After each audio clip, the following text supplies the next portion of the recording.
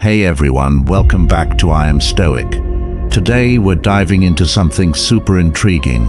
How to make someone who doesn't value you totally obsessed with you, keeping you on their thoughts forever, using some ancient Stoic wisdom. Yep, you heard that right. We're bringing Marcus Aurelius to your relationship game. Alright, my Stoic friends, let's get real.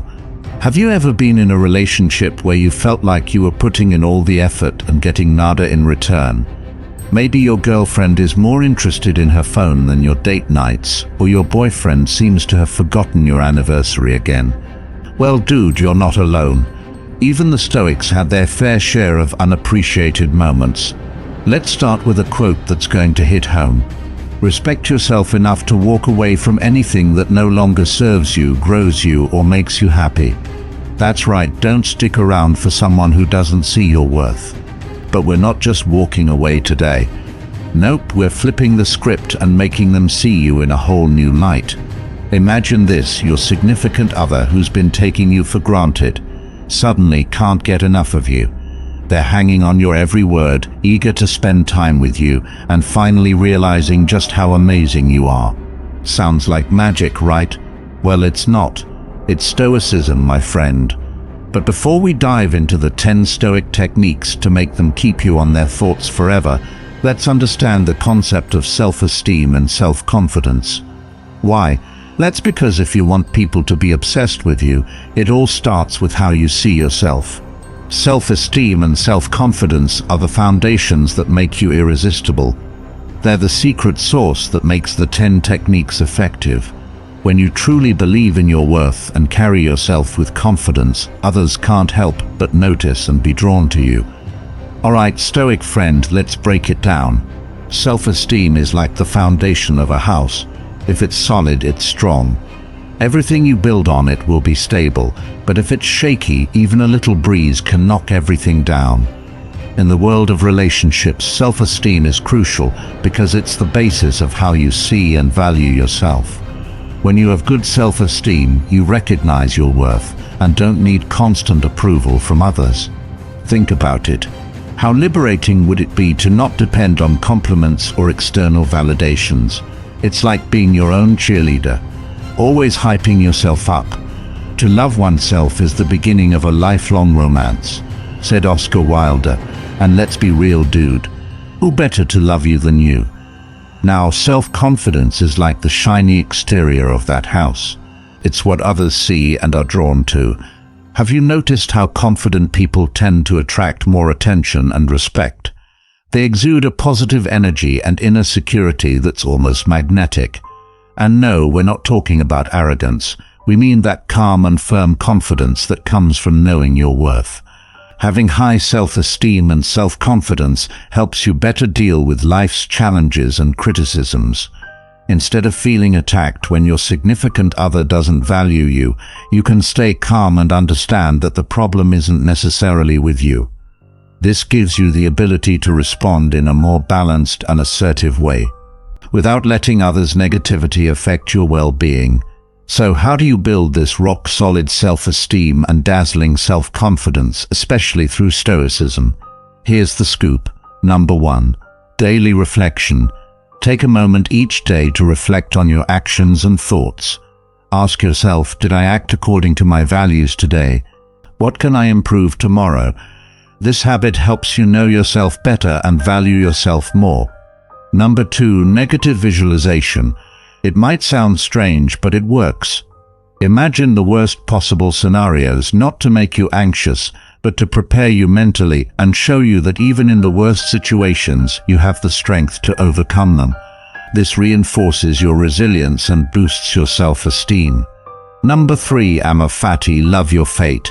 This doesn't mean being passive. It's about understanding that some things are out of our control, and we need to do the best with what we have. When you embrace this idea, you stop comparing yourself to others and start valuing what you have and who you are. Remember, building self-esteem and self-confidence is a continuous journey. It's about becoming the best version of yourself, recognizing your intrinsic value and living according to your own values. As a result, you'll not only improve your relationships, but also transform how others see you. Alright, now that we've got the basics covered, let's dive into those 10 Stoic techniques to make them keep you on their thoughts forever. But before we dive in, here's a little fun task for you. Drop a comment below with the words "on your thoughts forever." It's quick, catchy, and totally captures the vibe of our chat today. Plus, it'll be awesome to see how many of you are playing along. Ready, Stoic friend? Let's go. Technique number 1. Embrace your authentic self. Hey there, Stoic friends. Let's kick off our list with a powerful technique. Embrace your authentic self. You might be wondering, how is being my true self going to make someone who doesn't value me obsessed? Well, let me tell you, dude, authenticity is magnetic. When you're genuinely yourself, it shows. It's attractive because it's real, and people are naturally drawn to what's real and genuine.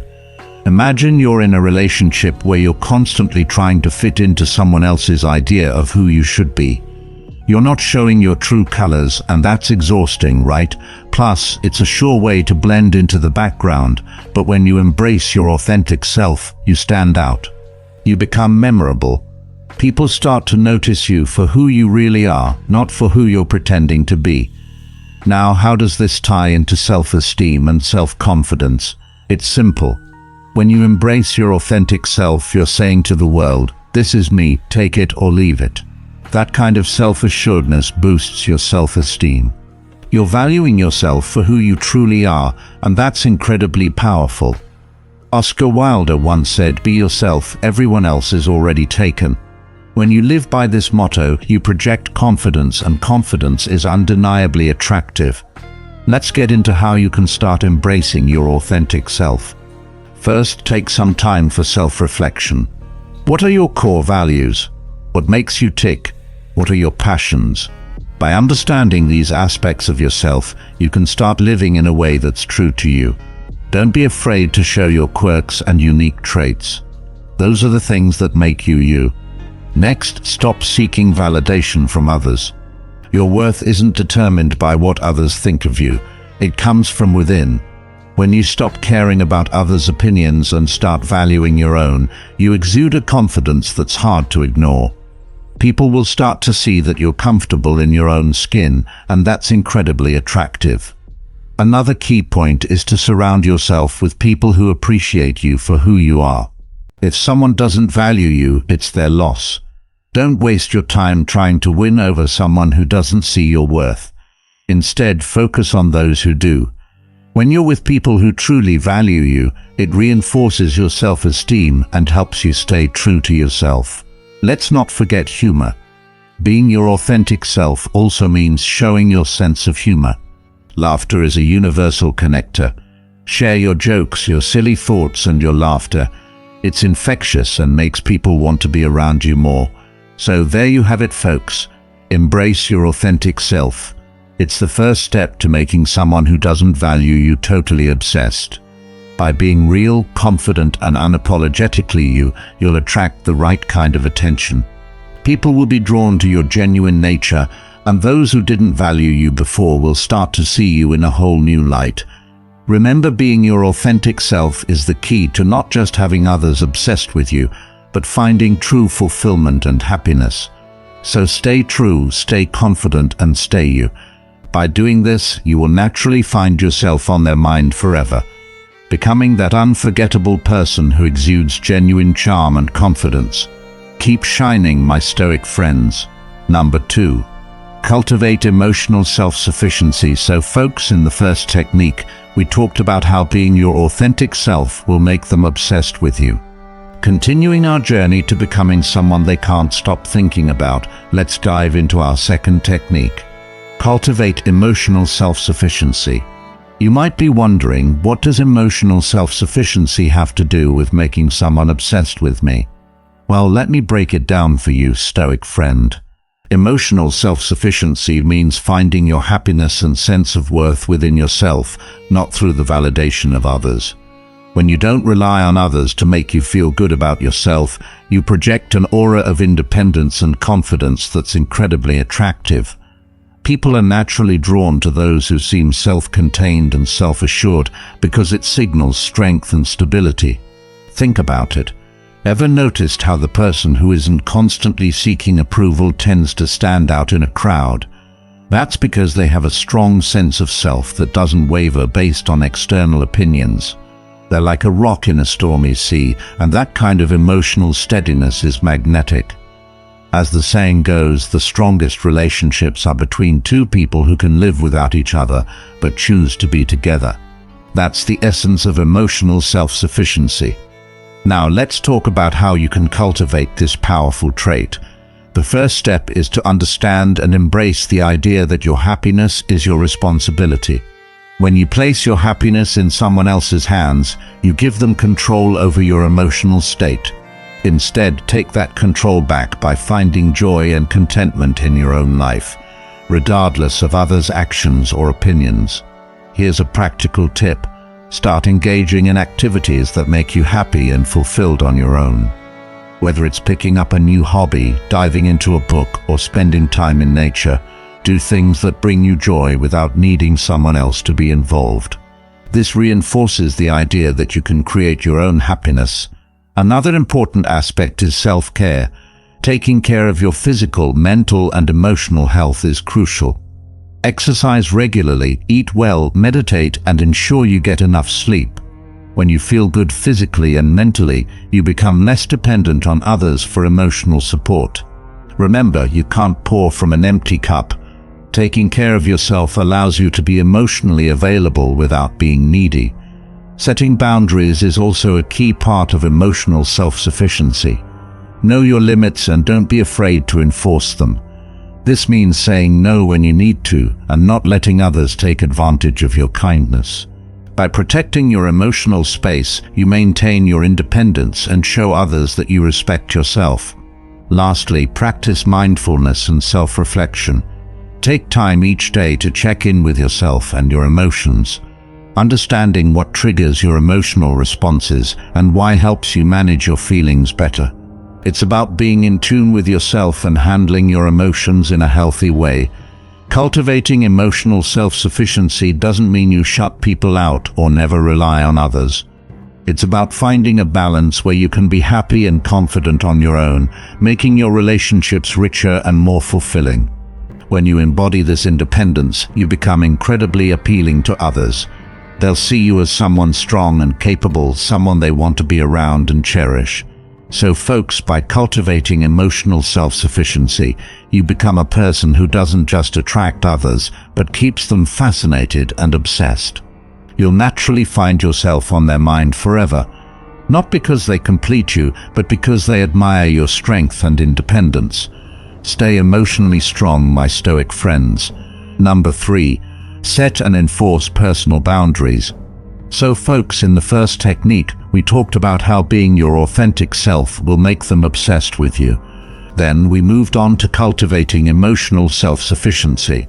Now let's dive into our third technique, set and enforce personal boundaries. You might be thinking, how do personal boundaries make someone obsessed with me? Well, let me tell you, setting boundaries is all about self-respect and self-care, and people find that incredibly attractive. When you set clear boundaries, you show that you know your worth and are not willing to compromise it for anyone. It's a powerful message that says, I value myself and you should too.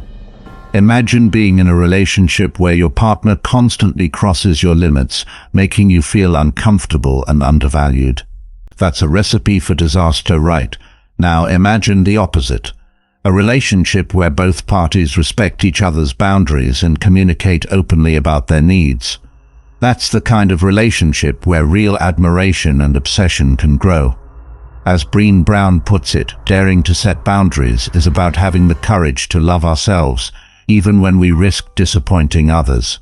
Let's break down how you can start setting and enforcing personal boundaries. First, you need to identify your boundaries. Take some time to reflect on what makes you feel comfortable and what doesn't. This can be in terms of physical space, emotional needs, time management, and even digital interactions. Knowing your boundaries is the first step to communicating them effectively. Next, communicate your boundaries clearly and assertively. This doesn't mean being harsh or confrontational. It's about being honest and straightforward. For example, if you need alone time to recharge, let your partner know, "I need some time by myself to feel refreshed." It's important. Clear communication helps others understand your needs without feeling attacked. Enforcing your boundaries is where many people struggle. It's one thing to set a boundary, but it's another to stick to it, especially when someone tries to push it. Remember, enforcing boundaries is not about being inflexible. It's about standing up for what's important to you. If someone crosses a boundary, address it immediately and firmly. For instance, if a friend keeps calling you late at night despite you asking them not to, remind them of your boundary. "I've asked you not to call after 10 p.m. I need that time to unwind and sleep." Setting and enforcing boundaries also means being willing to walk away from relationships that don't respect your limits. This can be tough, but it's necessary for your self-respect and emotional health. As the saying goes, the only people who get upset about you setting boundaries are the ones who are benefiting from you having none.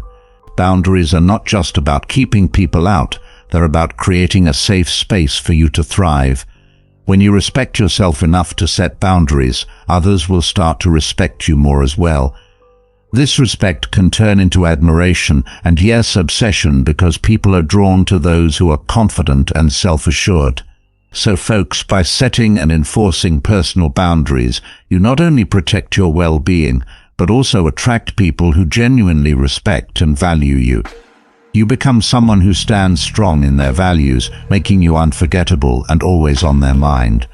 Stay firm, respect yourself, and watch how this confidence transforms your relationships and makes them obsessed with you. Keep setting those boundaries, my Stoic friends. Number 4. Adopt a growth mindset. So folks, we've already covered the importance of being your authentic self, cultivating emotional self-sufficiency, and setting personal boundaries. Now let's talk about another crucial technique. Adopt a growth mindset. A growth mindset is all about believing that you can improve and develop through hard work, dedication, and learning from your experiences. This isn't just about achieving more in life, but about becoming a better version of yourself every day. When you have a growth mindset, you view challenges as opportunities to learn rather than obstacles to avoid. This attitude is incredibly appealing and can make others obsessed with you because they see you as someone who is constantly evolving and striving to be better. In relationships, a growth mindset can transform the way you interact with your partner. Instead of seeing conflicts as a sign of failure, you view them as opportunities to understand each other better and grow together.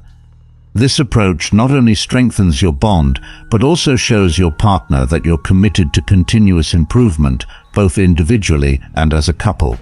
As Carol Dweck, the pioneer of the growth mindset concept, says, the view you adopt for yourself profoundly affects the way you lead your life. So how do you cultivate a growth mindset? First, embrace challenges. When faced with a difficult situation, instead of shying away, dive in with the intent to learn.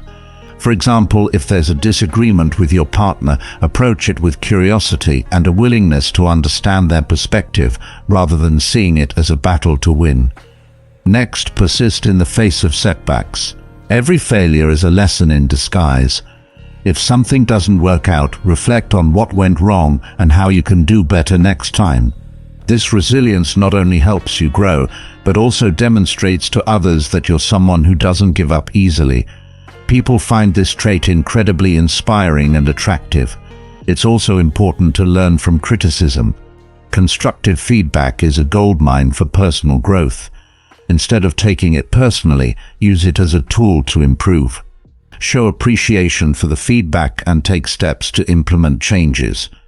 This attitude not only enhances your self-growth, but also signals to others that you're open to improvement and value their input. Another key aspect of a growth mindset is celebrating others' successes. When you see others achieve something great, don't feel envious. Instead, feel inspired and motivated. This positivity creates a supportive environment where everyone thrives, and it shows that you're confident in your own journey. Lastly, keep learning. Whether it's reading books, taking courses, or simply exploring new hobbies. Continuous learning keeps you intellectually stimulated and emotionally balanced. It shows that you're committed to expanding your horizons and becoming a more well-rounded person. This thirst for knowledge and self-improvement is a trait that people can't help but admire. So folks, adopting a growth mindset not only enhances your personal development, but also makes you a magnet for positive relationships. By continuously striving to improve, you show others that you're someone worth investing in, both emotionally and intellectually. You'll naturally find yourself on their mind forever, admired for your resilience, curiosity, and commitment to growth. Keep pushing those boundaries, stay curious, and embrace the journey of self-improvement, my Stoic friends. Number 5. Live with purpose and passion. Alright folks, we've talked about authenticity, emotional self-sufficiency, boundaries, and a growth mindset. Now let's dive into another game-changing technique. Live with purpose and passion. Living with purpose and passion is about finding what truly drives you and pursuing it with enthusiasm and determination. When you live with a sense of purpose, you become a person with direction and intention. This kind of energy is contagious and makes you incredibly attractive to others. People are naturally drawn to those who have a clear sense of what they want and are passionate about achieving it. In relationships, having a purpose and passion adds depth and excitement. When you're passionate about something, it shows in everything you do, and this zest for life can inspire and captivate your partner. Whether it's a career, a hobby, or a personal mission, having something that lights you up makes you more interesting and engaging. As Howard Thurman wisely said, don't ask what the world needs. Ask what makes you come alive and go do it. Because what the world needs is people who have come alive. So how do you start living with purpose and passion? First, identify what you're passionate about. This could be anything from your career, a cause you believe in, a hobby, or even personal growth. Reflect on what activities make you lose track of time and fill you with joy. These are often clues to your true passions. Once you've identified your passions, set clear goals related to them. Having specific, achievable goals gives you a sense of direction and helps you stay focused. Break these goals down into smaller, actionable steps so you can track your progress and celebrate your achievements along the way. It's also important to infuse passion into your daily life. Even if your day-to-day routine doesn't align perfectly with your passions, find ways to incorporate elements of what you love into your everyday activities. For instance, if you're passionate about music but work a desk job, make time for music in your free time, whether it's playing an instrument, attending concerts, or simply listening to your favorite tunes. Surround yourself with people who support and inspire your passions. Being around like-minded individuals who share your enthusiasm can provide motivation and keep you energized. Additionally, sharing your passions with others can deepen your connections and make your relationships more fulfilling. Another key aspect is to stay curious and open to new experiences. Sometimes our passions evolve as we grow and learn more about ourselves and the world. Don't be afraid to explore new interests and see where they take you. This openness to new experiences not only enriches your life, but also makes you more dynamic and interesting to others. Lastly, remember to stay committed to your passions even when the going gets tough. Living with purpose and passion isn't always easy. It requires perseverance and resilience. But it's this dedication that sets you apart and makes you truly magnetic. People admire those who stick to their path and pursue their dreams with unwavering determination. So folks, by living with purpose and passion, you not only enhance your own life, but also become someone others can't help but admire and be drawn to. Your enthusiasm and commitment will naturally keep you on their mind forever, as they see you as a source of inspiration and energy. Keep chasing what makes you come alive, stay passionate, and watch how this vibrant approach to life transforms your relationships and attracts people who value and cherish you. Live boldly, my Stoic friends. And just like that, we're halfway through our video. If you're still with us, it means this content is striking a chord. If you haven't yet liked the video or subscribed to our channel, I'd really appreciate it if you could do that now. Your support means a lot and helps us keep creating content that resonates with you. So now let's dive into the sixth technique, a crucial step in our journey to make them obsessed with you. And folks, this one is particularly important, so you'll want to pay close attention.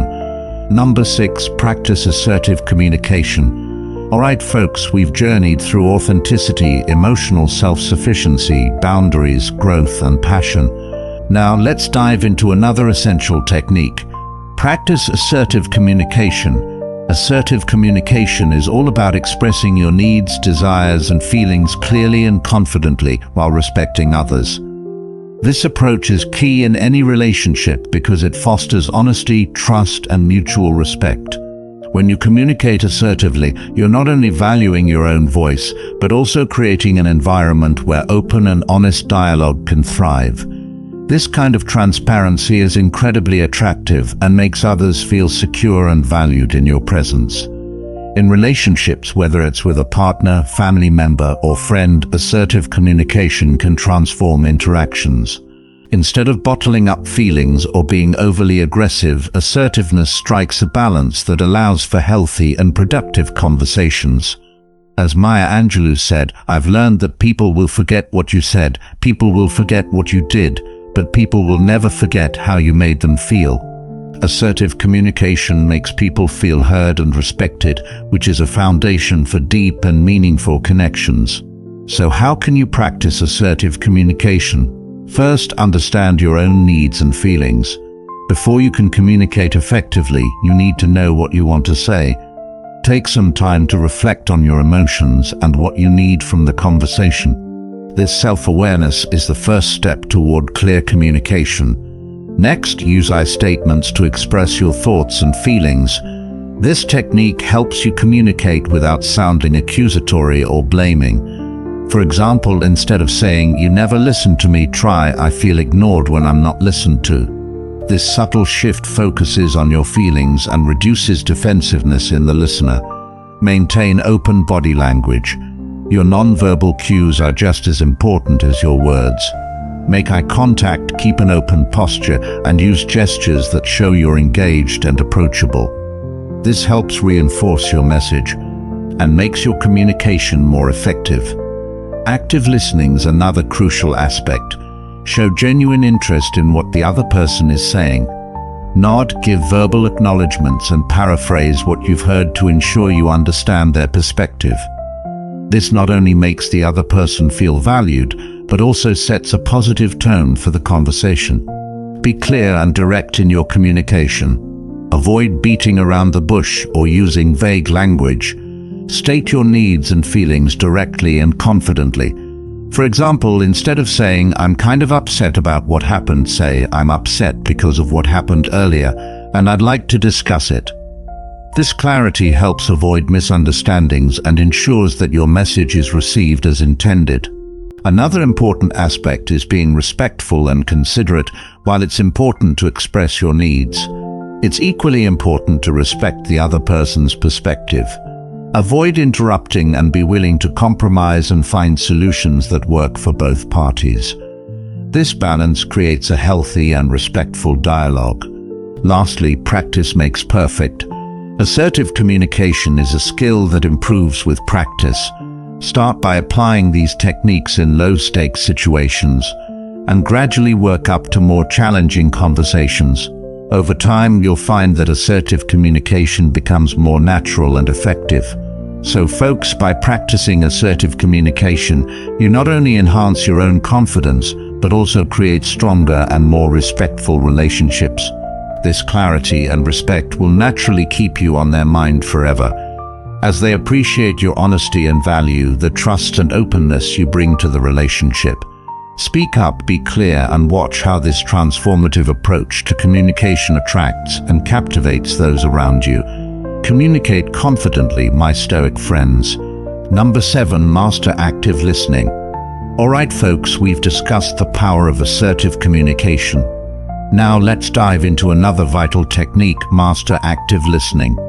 Active listening is more than just hearing words. It's about truly understanding and engaging with what the other person is saying.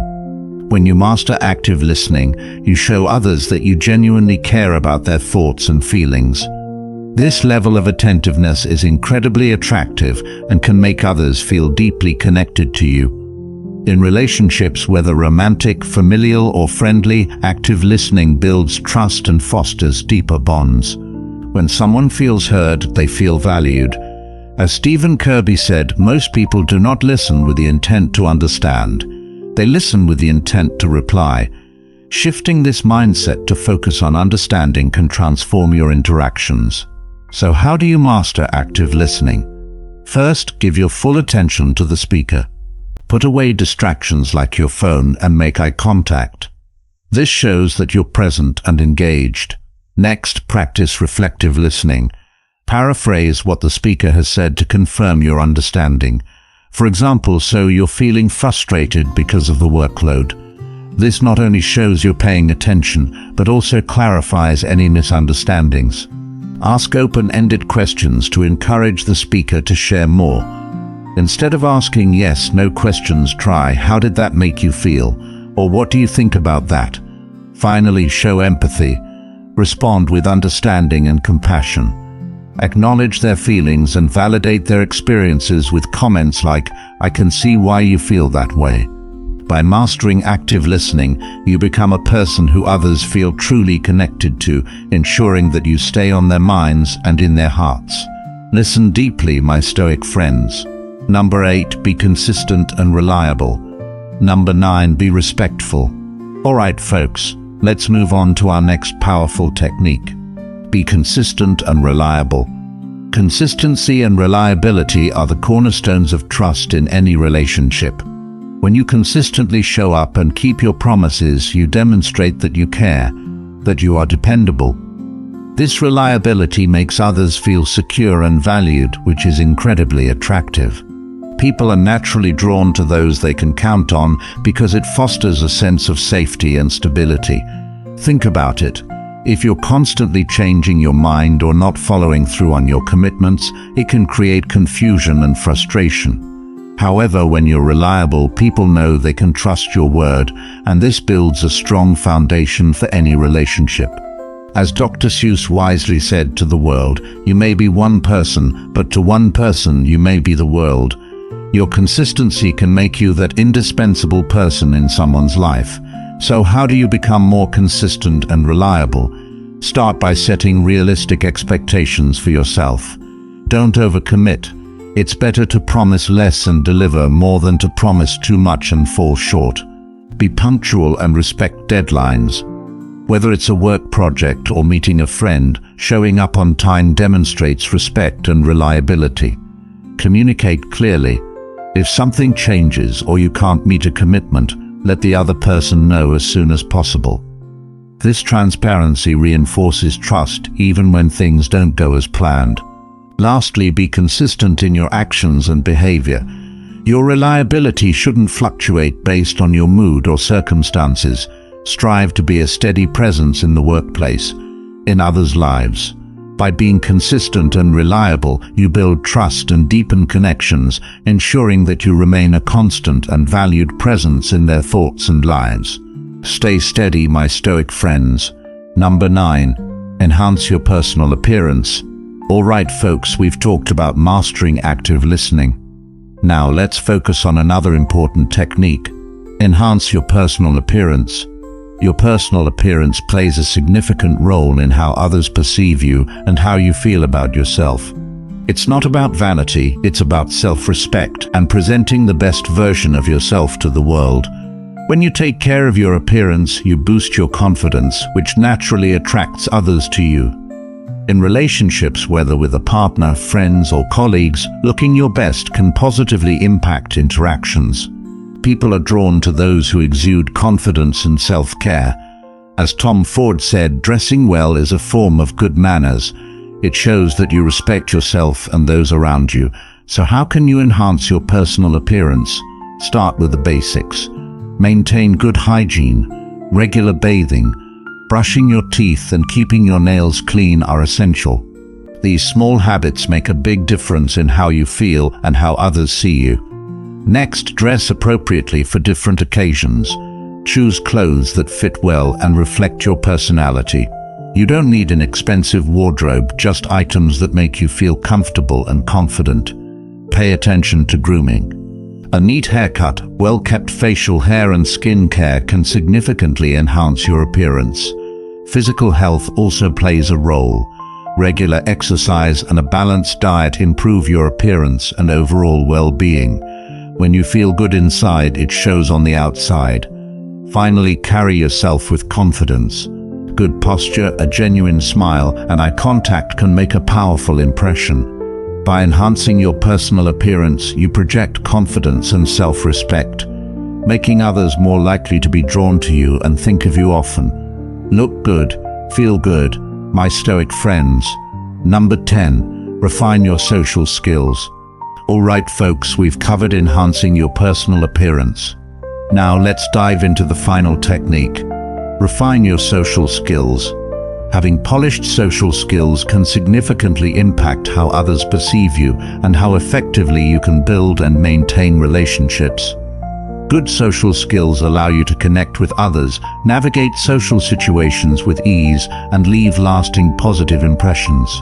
When you refine your social skills, you become more likable and approachable, making people more inclined to think about you and want to be around you. In relationships, whether with a partner, friends, or co-workers, effective social skills can enhance communication, resolve conflicts, and deepen connections. Dale Carnegie famously said, "You can make more friends in 2 months by becoming interested in other people than you can in 2 years by trying to get other people interested in you." This highlights the importance of genuine interest and empathy in social interactions. So how can you refine your social skills? Start with active listening, which we discussed earlier.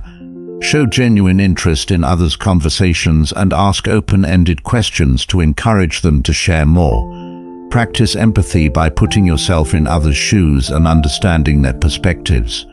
This builds trust and rapport. Use positive body language. Maintain eye contact, smile, and use open gestures to show you're engaged and approachable. Work on your conversational skills.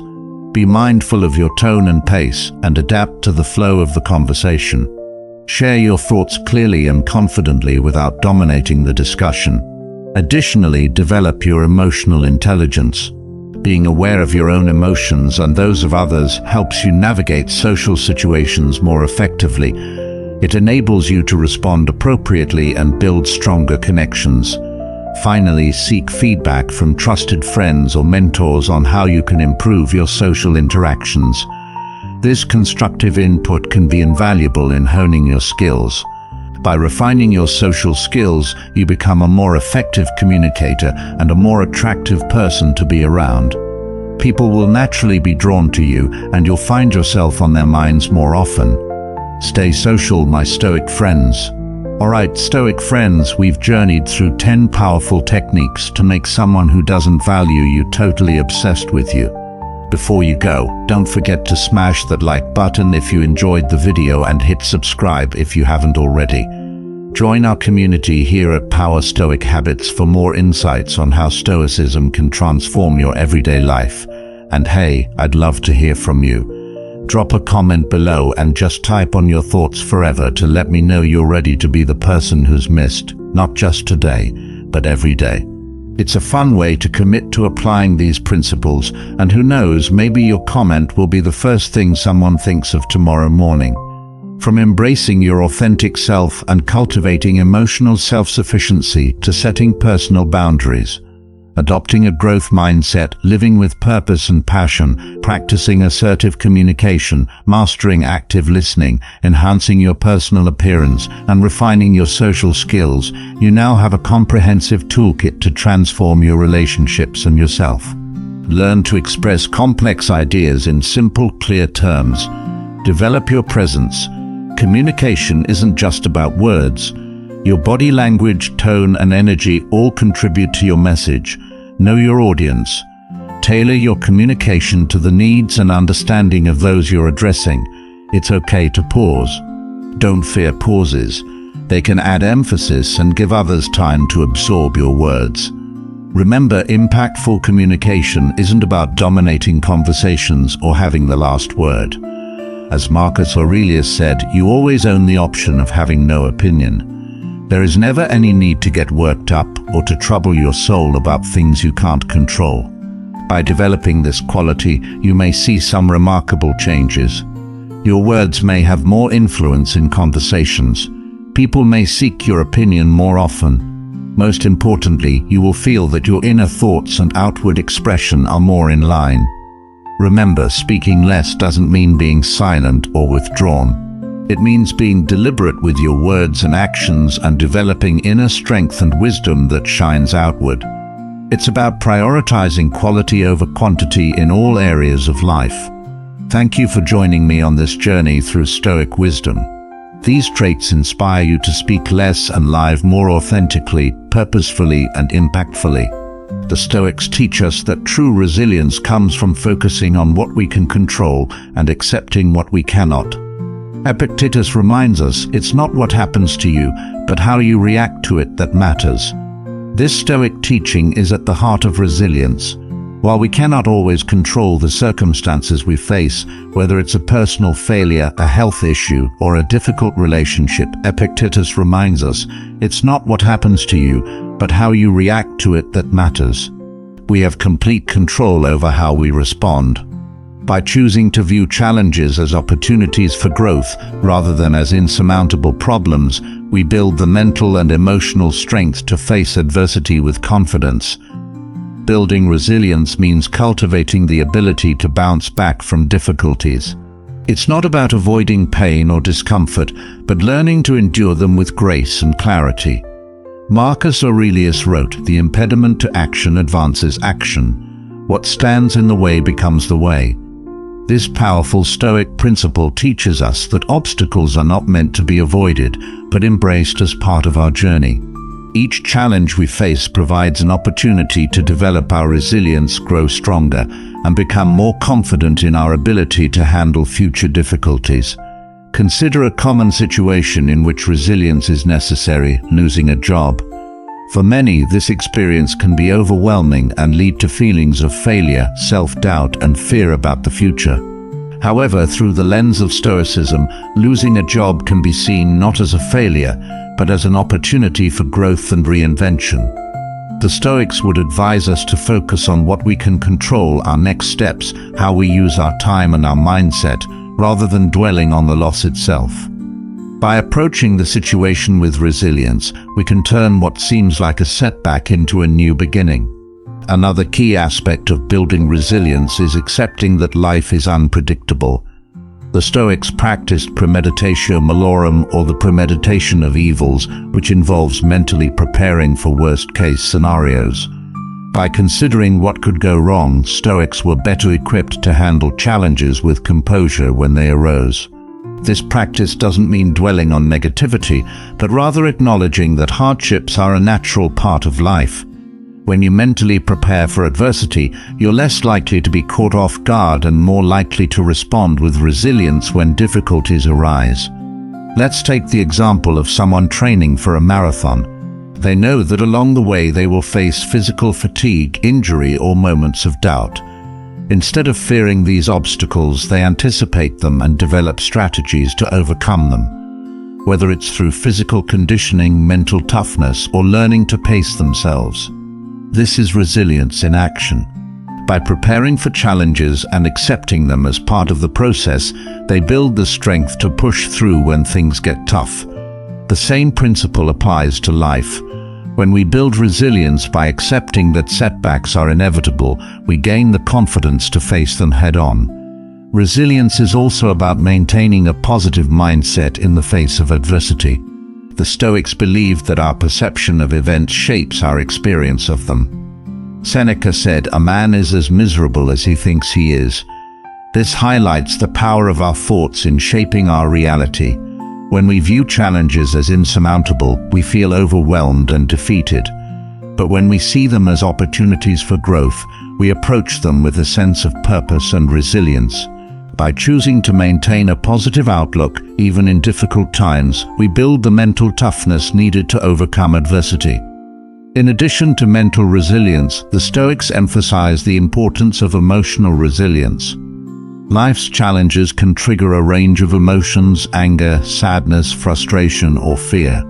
While it's natural to feel these emotions, the Stoics teach us not to let them control our actions. Epictetus advised, "Make the best use of what is in your power and take the rest as it happens." This means focusing on what you can do and accepting what you cannot change. Emotional resilience involves acknowledging your feelings, but not allowing them to dictate your response. By practicing emotional self-control, you build the resilience to face challenges with calm and clarity. Let's consider a real-life example of resilience. Think about someone who has faced a major setback, such as a serious illness or the loss of a loved one. While these experiences are incredibly painful, those who practice resilience are able to move forward by focusing on what they can control, whether it's taking care of their health, finding support from loved ones, or adjusting to their new reality. This doesn't mean ignoring the pain, but rather accepting it as part of life's journey and using it as fuel to become stronger and more resilient. In conclusion, building resilience is a fundamental Stoic lesson for boosting confidence. Life will inevitably bring challenges, but it's how we respond to those challenges that determines our strength and growth. By focusing on what we can control, accepting adversity as part of life, and maintaining a positive mindset, we can develop the resilience needed to face difficulties with confidence. The Stoics remind us that every obstacle is an opportunity for growth, and by embracing this mindset, we can build the inner strength to handle whatever life throws our way. Embracing this journey means being open to learning, adapting, and evolving as we gain more experiences. It's about recognizing that wisdom isn't static. It deepens and expands as we continue to engage with the world and reflect on our interactions. Moreover, embracing the long-term journey aligns with the Stoic practice of focusing on what we can control and letting go of what we cannot.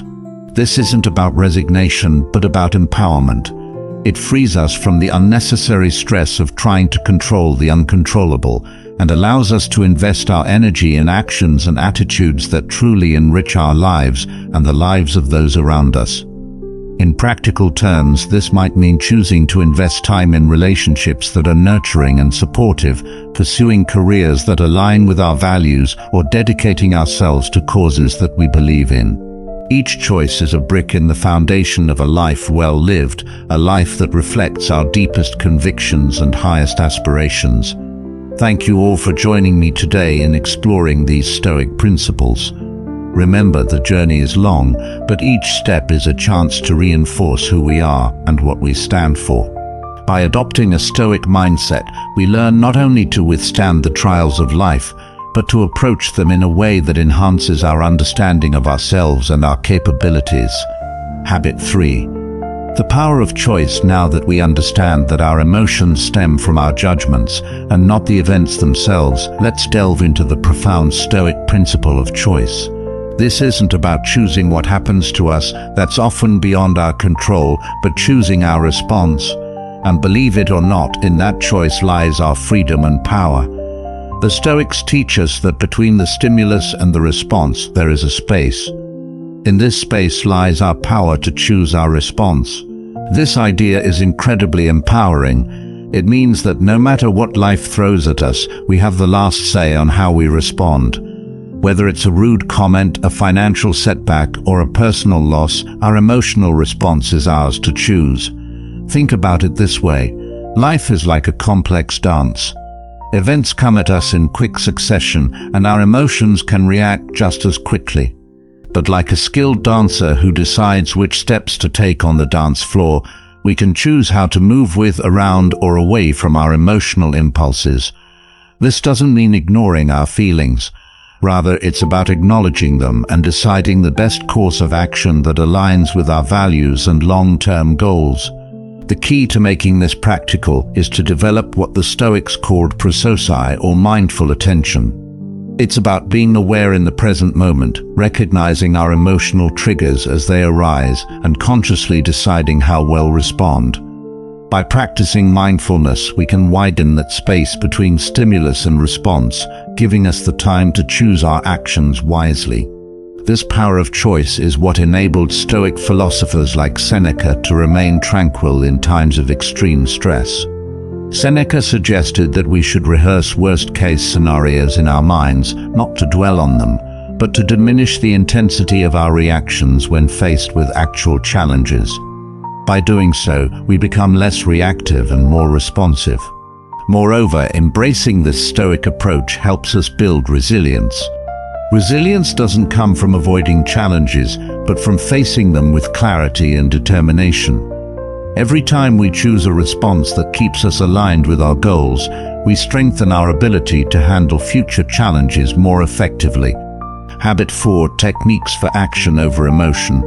As we delve deeper into the Stoic practice, it becomes clear that knowing you have a choice isn't enough. You need effective strategies to exercise that choice wisely. Here are some time-tested techniques drawn from Stoic wisdom that can help you choose your actions over your emotions, turning potential turmoil into triumph. One pivotal technique involves the simple yet powerful act of pausing when an emotion flares up. Imagine you're in a heated discussion. Instead of immediately reacting, give yourself a moment. This pause is a buffer, giving your rational mind time to wake up and process the situation. During this brief interlude, you can assess the emotion. Is it anger? Frustration?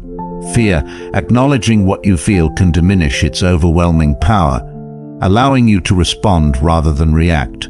Another Stoic strategy is to reframe your thoughts about the situation. This cognitive reframing involves shifting your perspective to see the event differently. If someone cuts you off in traffic, instead of getting angry and assuming malicious intent, you might consider other explanations. Perhaps they are rushing to an emergency. Changing your narrative about the event can change your emotional response to it, helping you maintain your composure and perhaps even empathize with the other person. Values-based decision-making is another cornerstone of Stoic practice. Here you make decisions based on your core values, not fleeting emotions. Ask yourself, does reacting with anger align with my values? What would the best version of myself do in this situation? By aligning your actions with your values, you ensure that your responses contribute to the person you aspire to be, rather than a momentary emotional state. Emotional acceptance is crucial too. This doesn't mean resigning yourself to feeling bad. It means accepting that you're feeling a certain way without judgment or immediate reaction. Acceptance allows you to understand your emotions better and manage them proactively. It's like observing the clouds as they pass by in the sky. Notice them, but don't get carried away by the storm. Each of these techniques isn't just about handling a particular emotional moment. They're about cultivating a life where you consistently choose actions that reflect your rational and reasoned decisions. Practicing these techniques regularly can turn them into habits, fundamentally changing how you interact with your emotions and the world. As you integrate these practices into your daily life, you'll find that not only do your emotional responses become more balanced, but your overall sense of well-being improves, allowing you to live more fully in alignment with your Stoic principles. You'll be surprised by how much strength and clarity you can find in that quiet space. Recognize your own worth through silence. In the face of rejection, it's easy to start doubting ourselves. We might think, if they don't want me, there must be something wrong with me. Our self-worth can get tangled up in how others perceive us or how we are treated. But here's the hard truth. Your worth is not defined by someone else's opinion of you, and silence is a powerful tool to remind yourself of that. When you stay silent after rejection, you create space to reconnect with your own value independent of external judgment. www.muji.org gets a chance to step back, reflect, and remember that your worth doesn't come from approval or validation. It comes from within.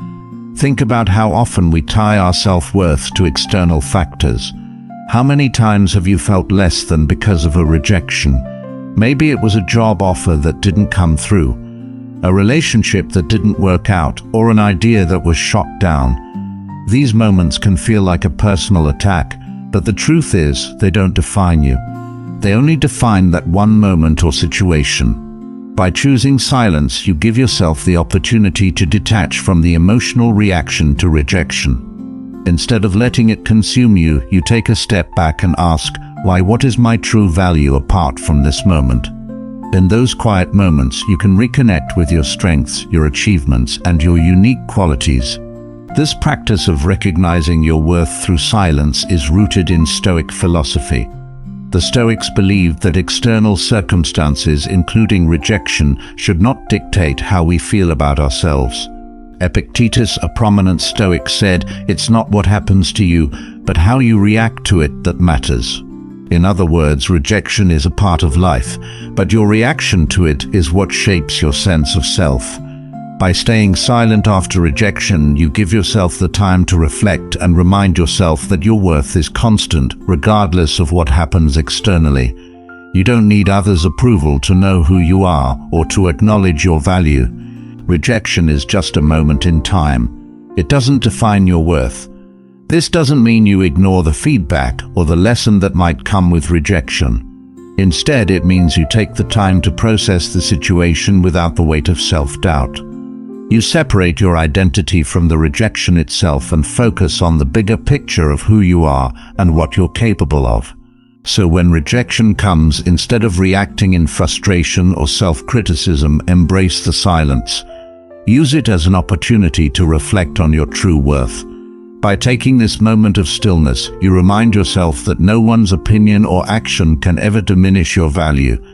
Your worth is not tied to the outcome of a single event, and by recognizing this truth, you free yourself from the emotional turmoil that rejection often brings.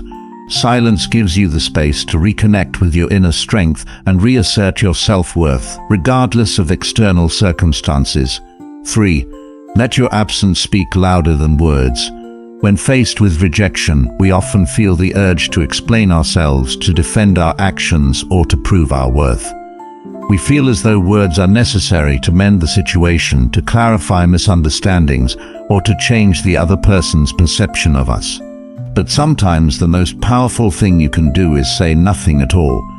In fact, your silence can speak volumes louder than any words ever could. Think about it. When you stay silent after being rejected, you're letting your absence make the statement for you. There's a subtle power in walking away, in not scrambling for validation or attempting to explain yourself. By remaining silent, you let the other person feel the weight of your absence, and in doing so, you allow them to reflect on the impact of their actions. You don't need to justify yourself or engage in an endless back and forth. Your presence or lack thereof is enough of a response. This silence doesn't mean you're weak or passive. It's a deliberate, powerful choice. When you choose to stay silent, you're asserting your own boundaries, demonstrating that you won't beg for approval, that you won't chase after someone who doesn't see your value. Your absence becomes a reflection of your self-respect and your decision to protect your energy. In Stoic philosophy, the idea of letting action speak louder than words is central. Marcus Aurelius, in his Meditations, wrote about the importance of focusing on one's own behavior and not seeking validation from others. He said, "The best revenge is to be unlike him who performed the injury." In other words, instead of retaliating or seeking justification, the best response is to remain true to your own principles and let your actions, and sometimes your silence, speak for you. The Stoics valued mutual respect and generosity, believing that gratitude fosters harmony and growth. Ask yourself, am I focusing on what I lack, or am I appreciating what I have? How can gratitude shift my perspective today? The creative process isn't just about producing work, it's about appreciating the journey. By cultivating gratitude, you find joy in the act of creating, resilience in the face of challenges, and inspiration in the everyday. As the Stoics teach, true wealth lies not in what you achieve, but in the gratitude you hold for the opportunities along the way. 10.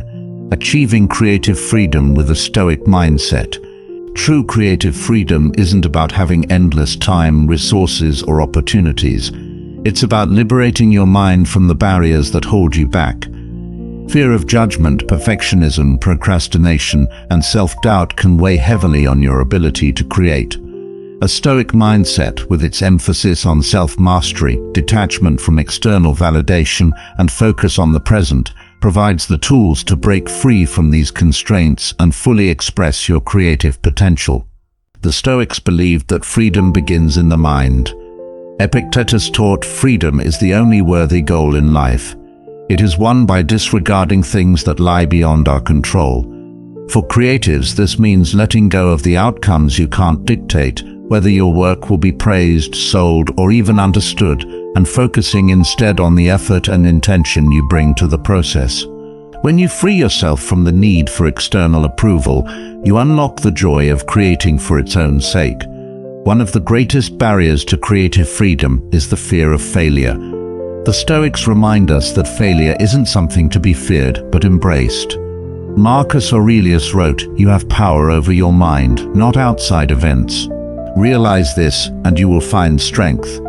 By reframing failure as a necessary part of growth, you allow yourself the freedom to experiment, take risks, and explore without the weight of perfectionism.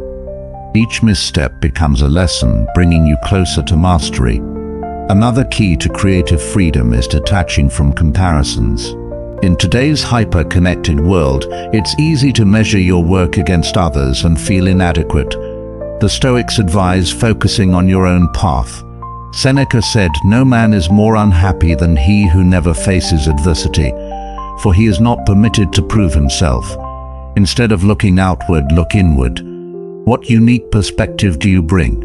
What drives your creative vision?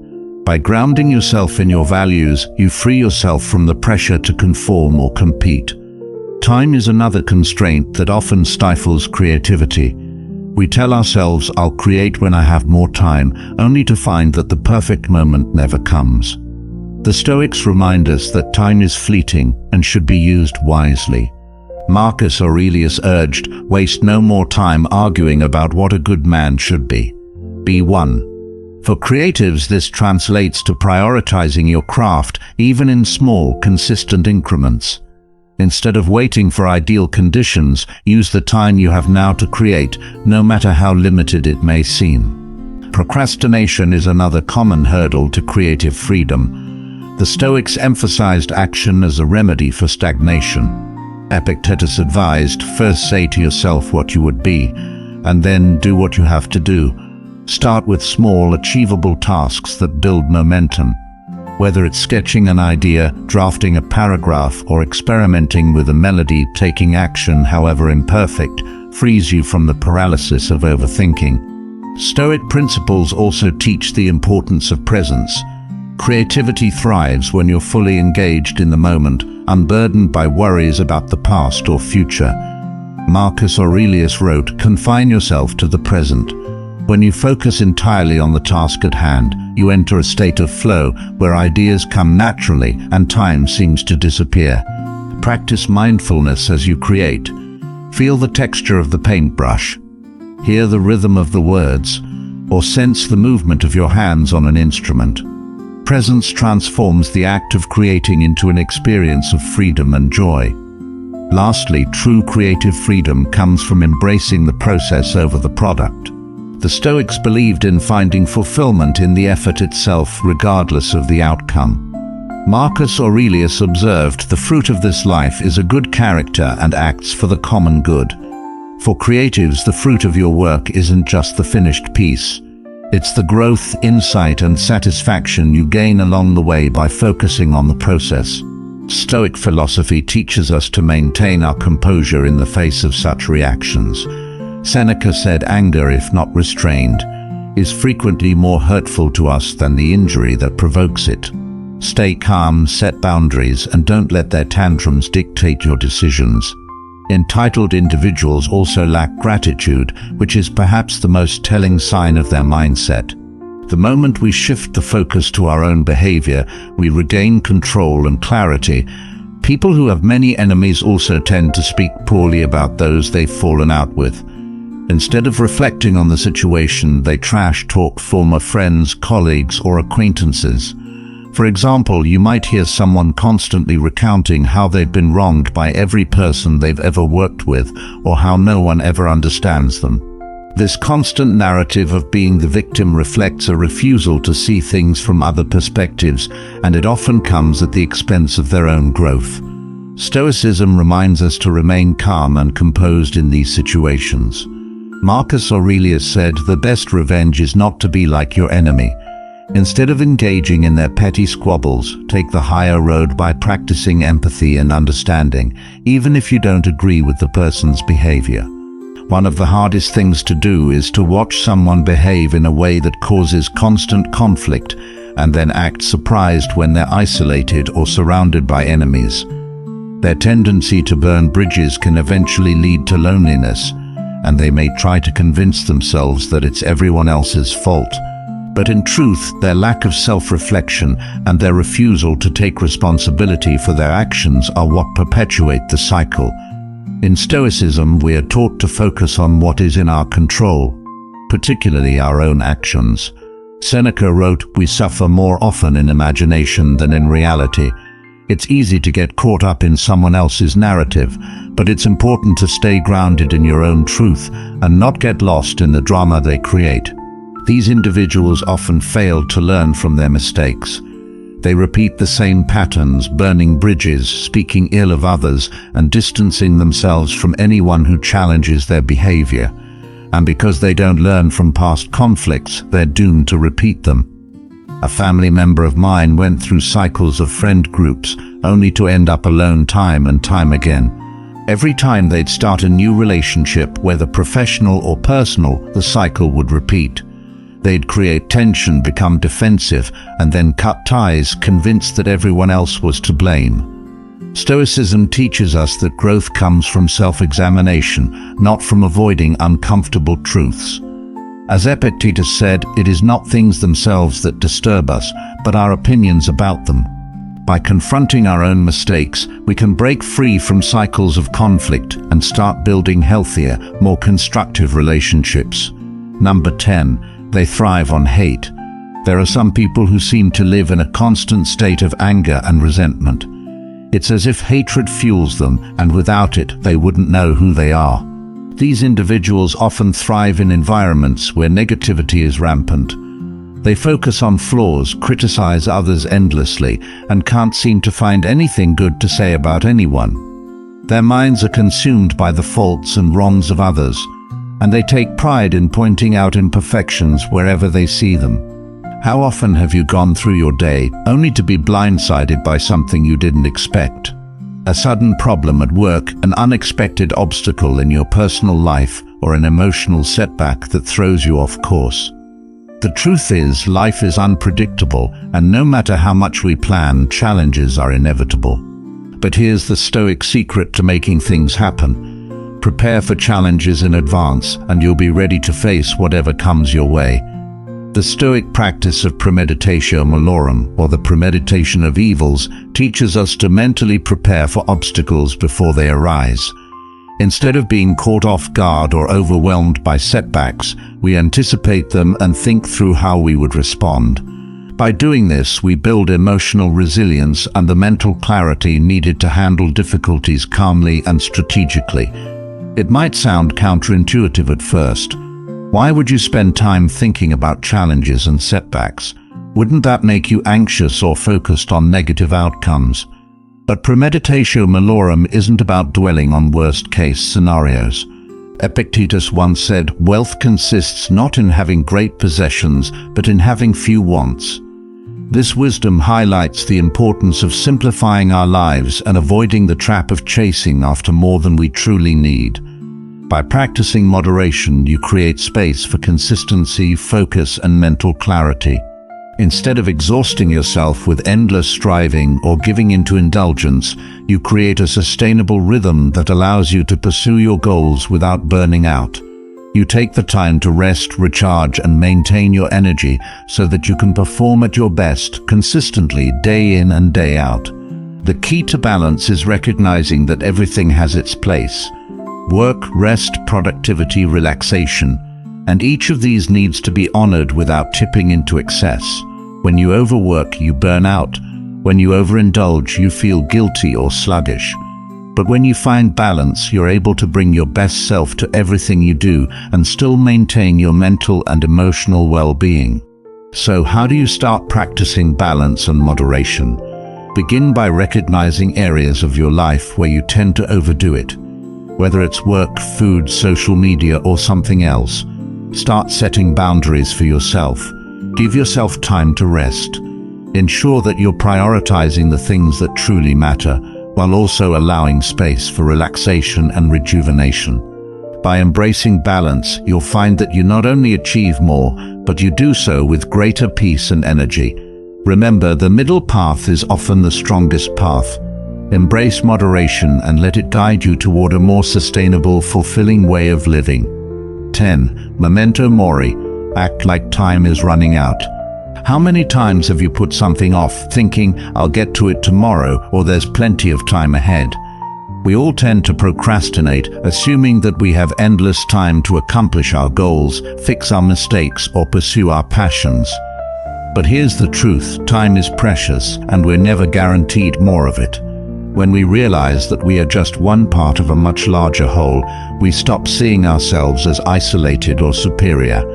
Instead, we see our place in the world as part of a grander design, a design where our actions contribute to the collective good. This awareness helps us act with more compassion, empathy, and generosity, knowing that the energy we put into the world comes back to us in ways we might not fully understand. To incorporate this habit into your life, take a moment each day to reflect on how your actions contribute to the larger world around you. Ask yourself, how can I serve others today? How does my work contribute to the greater good? Whether it's helping a colleague, being present for a loved one, or making mindful choices that benefit the environment, always remember that your actions are part of the larger web of life. By embracing your universal connection, you stop thinking only about your individual success and start seeing your life as part of a larger mission. A mission that benefits not just yourself, but everyone around you. 14. Train your mind like an athlete. Your mindset determines what you achieve. We often spend hours training our bodies, improving our physical strength, endurance, and abilities. But what about the most important muscle of all? Our mind. Just like an athlete dedicates time to physical training, the greatest achievers dedicate time to training their mindset. Your mindset shapes how you approach challenges, how you handle setbacks, and how you ultimately succeed. The 14th habit for making things happen is training your mind like an athlete. Stoicism teaches us that mental strength, like physical strength, is built through consistent practice, focus, and discipline. Your mind is your most powerful tool, and the more you invest in developing it, the greater your capacity to navigate life's challenges with confidence and resilience. Think about how athletes approach their training. They don't expect to perform at their best without putting in the work. Every day they train, pushing their limits and honing their skills. They know that achieving peak performance requires constant practice, focus, and dedication. The same goes for your mind. If you want to cultivate mental strength, resilience, and focus, you need to train your mind regularly. Marcus Aurelius, in his Meditations, often reminded himself of the importance of mental discipline. He recognized that the quality of our thoughts directly impacts the quality of our lives. He wrote, "The happiness of your life depends upon the quality of your thoughts." Marcus Aurelius, in other words, the way you think, the way you interpret your circumstances, and the way you choose to respond to challenges directly affect your ability to succeed. By training your mind, you equip yourself to handle anything life throws at you with grace and wisdom. One way to start training your mind is through daily reflection and mindfulness. Just as an athlete works on their form, you can work on your mindset by focusing on your thoughts. Are they positive, focused, and aligned with your goals, or are they negative, reactive, and driven by emotion? When you become aware of your thought patterns, you can intentionally shift your mindset toward one that supports growth, resilience, and achievement. In addition to reflection, mental training can include practices like meditation, journaling, or mindfulness exercises. These practices help you develop focus, clarity, and emotional regulation, skills that will serve you in every area of your life. Just as physical training increases your endurance, mental training increases your ability to stay calm under pressure, to make better decisions, and to persist through difficult times. Another powerful way to train your mind is to constantly challenge it. Put yourself in situations that push your mental limits, whether it's solving a complex problem, learning a new skill, or facing a personal challenge. Thanks for watching. Just like lifting weights makes your muscles stronger, mental challenges make your mind more resilient. The more you challenge your mind, the more capable it becomes. Ultimately, your mindset is the foundation of your success. When you train your mind with the same dedication that an athlete trains their body, you unlock your true potential. A strong mind allows you to face adversity with confidence, learn from setbacks, and continue moving forward toward your goals, no matter how difficult the journey may seem. The Stoics valued mutual respect and generosity, believing that gratitude fosters harmony and growth. Ask yourself, am I focusing on what I lack, or am I appreciating what I have? How can gratitude shift my perspective today? The creative process isn't just about producing work, it's about appreciating the journey.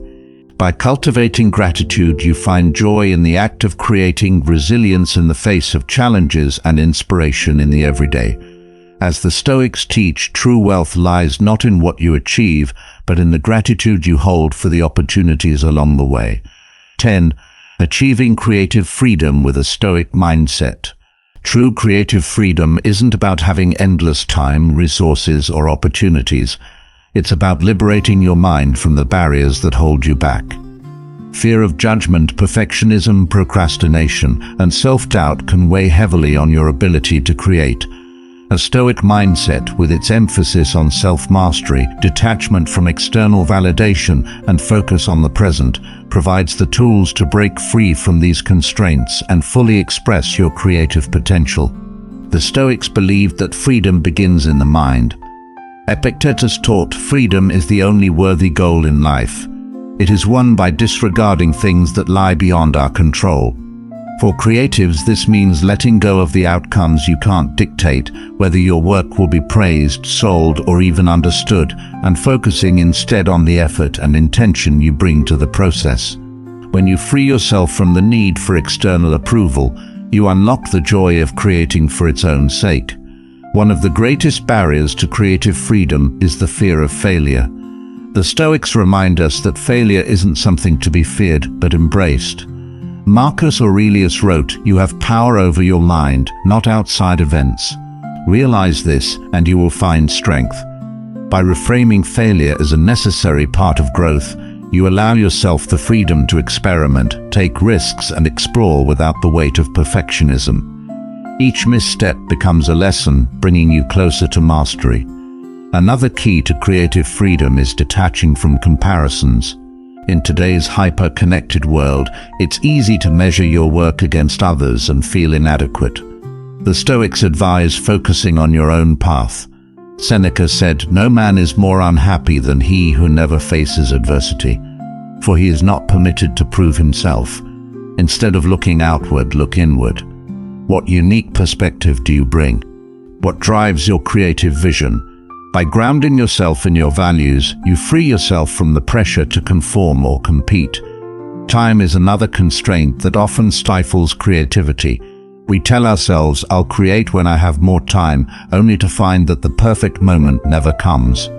The Stoics remind us that time is fleeting and should be used wisely. Marcus Aurelius urged, "Waste no more time arguing about what a good man should be. Be one." For creatives, this translates to prioritizing your craft, even in small, consistent increments. Instead of waiting for ideal conditions, use the time you have now to create, no matter how limited it may seem. Procrastination is another common hurdle to creative freedom. The Stoics emphasized action as a remedy for stagnation. Epictetus advised, "First say to yourself what you would be, and then do what you have to do." Start with small, achievable tasks that build momentum. Whether it's sketching an idea, drafting a paragraph, or experimenting with a melody, taking action, however imperfect, frees you from the paralysis of overthinking. Stoic principles also teach the importance of presence. Creativity thrives when you're fully engaged in the moment, unburdened by worries about the past or future. Marcus Aurelius wrote, "Confine yourself to the present." When you focus entirely on the task at hand, you enter a state of flow where ideas come naturally and time seems to disappear. Practice mindfulness as you create. Feel the texture of the paintbrush, hear the rhythm of the words, or sense the movement of your hands on an instrument. Presence transforms the act of creating into an experience of freedom and joy. Lastly, true creative freedom comes from embracing the process over the product. The Stoics believed in finding fulfillment in the effort itself, regardless of the outcome. Marcus Aurelius observed, "The fruit of this life is a good character and acts for the common good." For creatives, the fruit of your work isn't just the finished piece. It's the growth, insight, and satisfaction you gain along the way by focusing on the process. Stoic philosophy teaches us to maintain our composure in the face of such reactions. Seneca said, "Anger, if not restrained, is frequently more hurtful to us than the injury that provokes it." Stay calm, set boundaries, and don't let their tantrums dictate your decisions. Entitled individuals also lack gratitude, which is perhaps the most telling sign of their mindset. Even when they receive help or benefits, they treat it as something they were owed, rather than a gesture of kindness. For instance, you might go out of your way to support them, and instead of thanking you, they barely acknowledge your effort or even expect more from you. Stoicism places immense value on gratitude as a key to happiness. Marcus Aurelius wrote, "Do not indulge in dreams of having what you do not have, but reckon up the chief of the blessings you do possess." Practicing gratitude not only helps you appreciate life, but also shields you from the entitlement of others. Number 8. They help only when it benefits them. Some people only offer help when there's something in it for them. At first it can be hard to notice, but over time you start to see a pattern. They'll step in when there's a clear personal gain, but when you need support, they suddenly become too busy or unavailable. It's as if their acts of kindness are just transactions. They help because it enhances their image, benefits them directly, or puts them in a position of power. This kind of self-interest can feel like a betrayal, especially when you realize that your well-being is only valuable to them when it serves their own goals. For instance, you might lend a hand to someone in need, only to find that when you're the one going through a tough time, they're nowhere to be found. They might offer excuses or just ignore your requests for help. It becomes clear that their help was more about building a favor bank for themselves than about genuine kindness. Stoicism teaches us to act with integrity regardless of whether there's a benefit to us. Marcus Aurelius reminded us, "Let not your mind run on what you lack as much as on what you have." True help comes from a place of selflessness, not self-interest. This transactional approach to helping others can extend to more subtle ways of manipulating situations. They might offer advice that seems helpful, but it's always with the caveat that you owe them something in return. For example, they might help you with a small task at work, but later expect you to cover for them or do something in exchange. Stoics value assistance that comes without strings attached. As Epictetus said, "Freedom is the only worthy goal in life. It is won by disregarding things that lie beyond our control." Their help is an attempt to control the situation, but your power lies in choosing not to engage in that exchange. It's easy to get frustrated or even angry when you realize you're dealing with someone who only helps when it benefits them. But Stoicism encourages us to maintain our inner peace, no matter how selfish others might be. Instead of harboring resentment, focus on cultivating a generous spirit yourself without the need for anything in return. Seneca wrote, "No man can live happily who has regard to himself alone and transforms everything into a question of his own utility." Helping others is an opportunity to practice virtue, not a transaction to get something in return. Their behavior often creates a sense of imbalance in relationships. You may feel like you're constantly giving while they take, without ever offering anything that doesn't benefit them. For example, they might enjoy the perks of being your friend, but when it's time to offer support, they disappear. This imbalance can drain you emotionally, especially if you're someone who values mutual respect and reciprocity. In these situations, the Stoic approach would be to focus on what you can control, your own actions and responses, while accepting that some people may never offer the same level of kindness. Over time, this kind of behavior can lead you to re-evaluate your relationships. If you're always the one giving and they're only helping when there's something in it for them, it's important to recognize the dynamic and protect your energy. Stoicism teaches us to protect our peace and not allow others to dictate the terms of our relationships. As Marcus Aurelius put it, when you have the opportunity to benefit another person, do so with sincerity and without expecting anything in return. True generosity comes from a place of inner strength, not out of a desire for reciprocity. Number 9, they have many enemies. People who have a trail of enemies in their wake often show us the consequences of their actions, even if they don't realize it. These individuals may present themselves as charming and friendly on the surface, but underneath they leave a path of damaged relationships, unspoken resentments, and unresolved conflicts. They may go on about how others have wronged them, or how they had to cut people off due to misunderstandings. But the truth is, when you consistently have problems with so many different people, the common denominator is usually you. These individuals often live in a world of blame. They accuse others of betrayal, but they never stop to ask why things keep falling apart around them. A friend of mine had someone in their life who was always pointing fingers at others for not understanding or supporting them. But when you looked closely, it was their own actions that were at the root of most conflicts.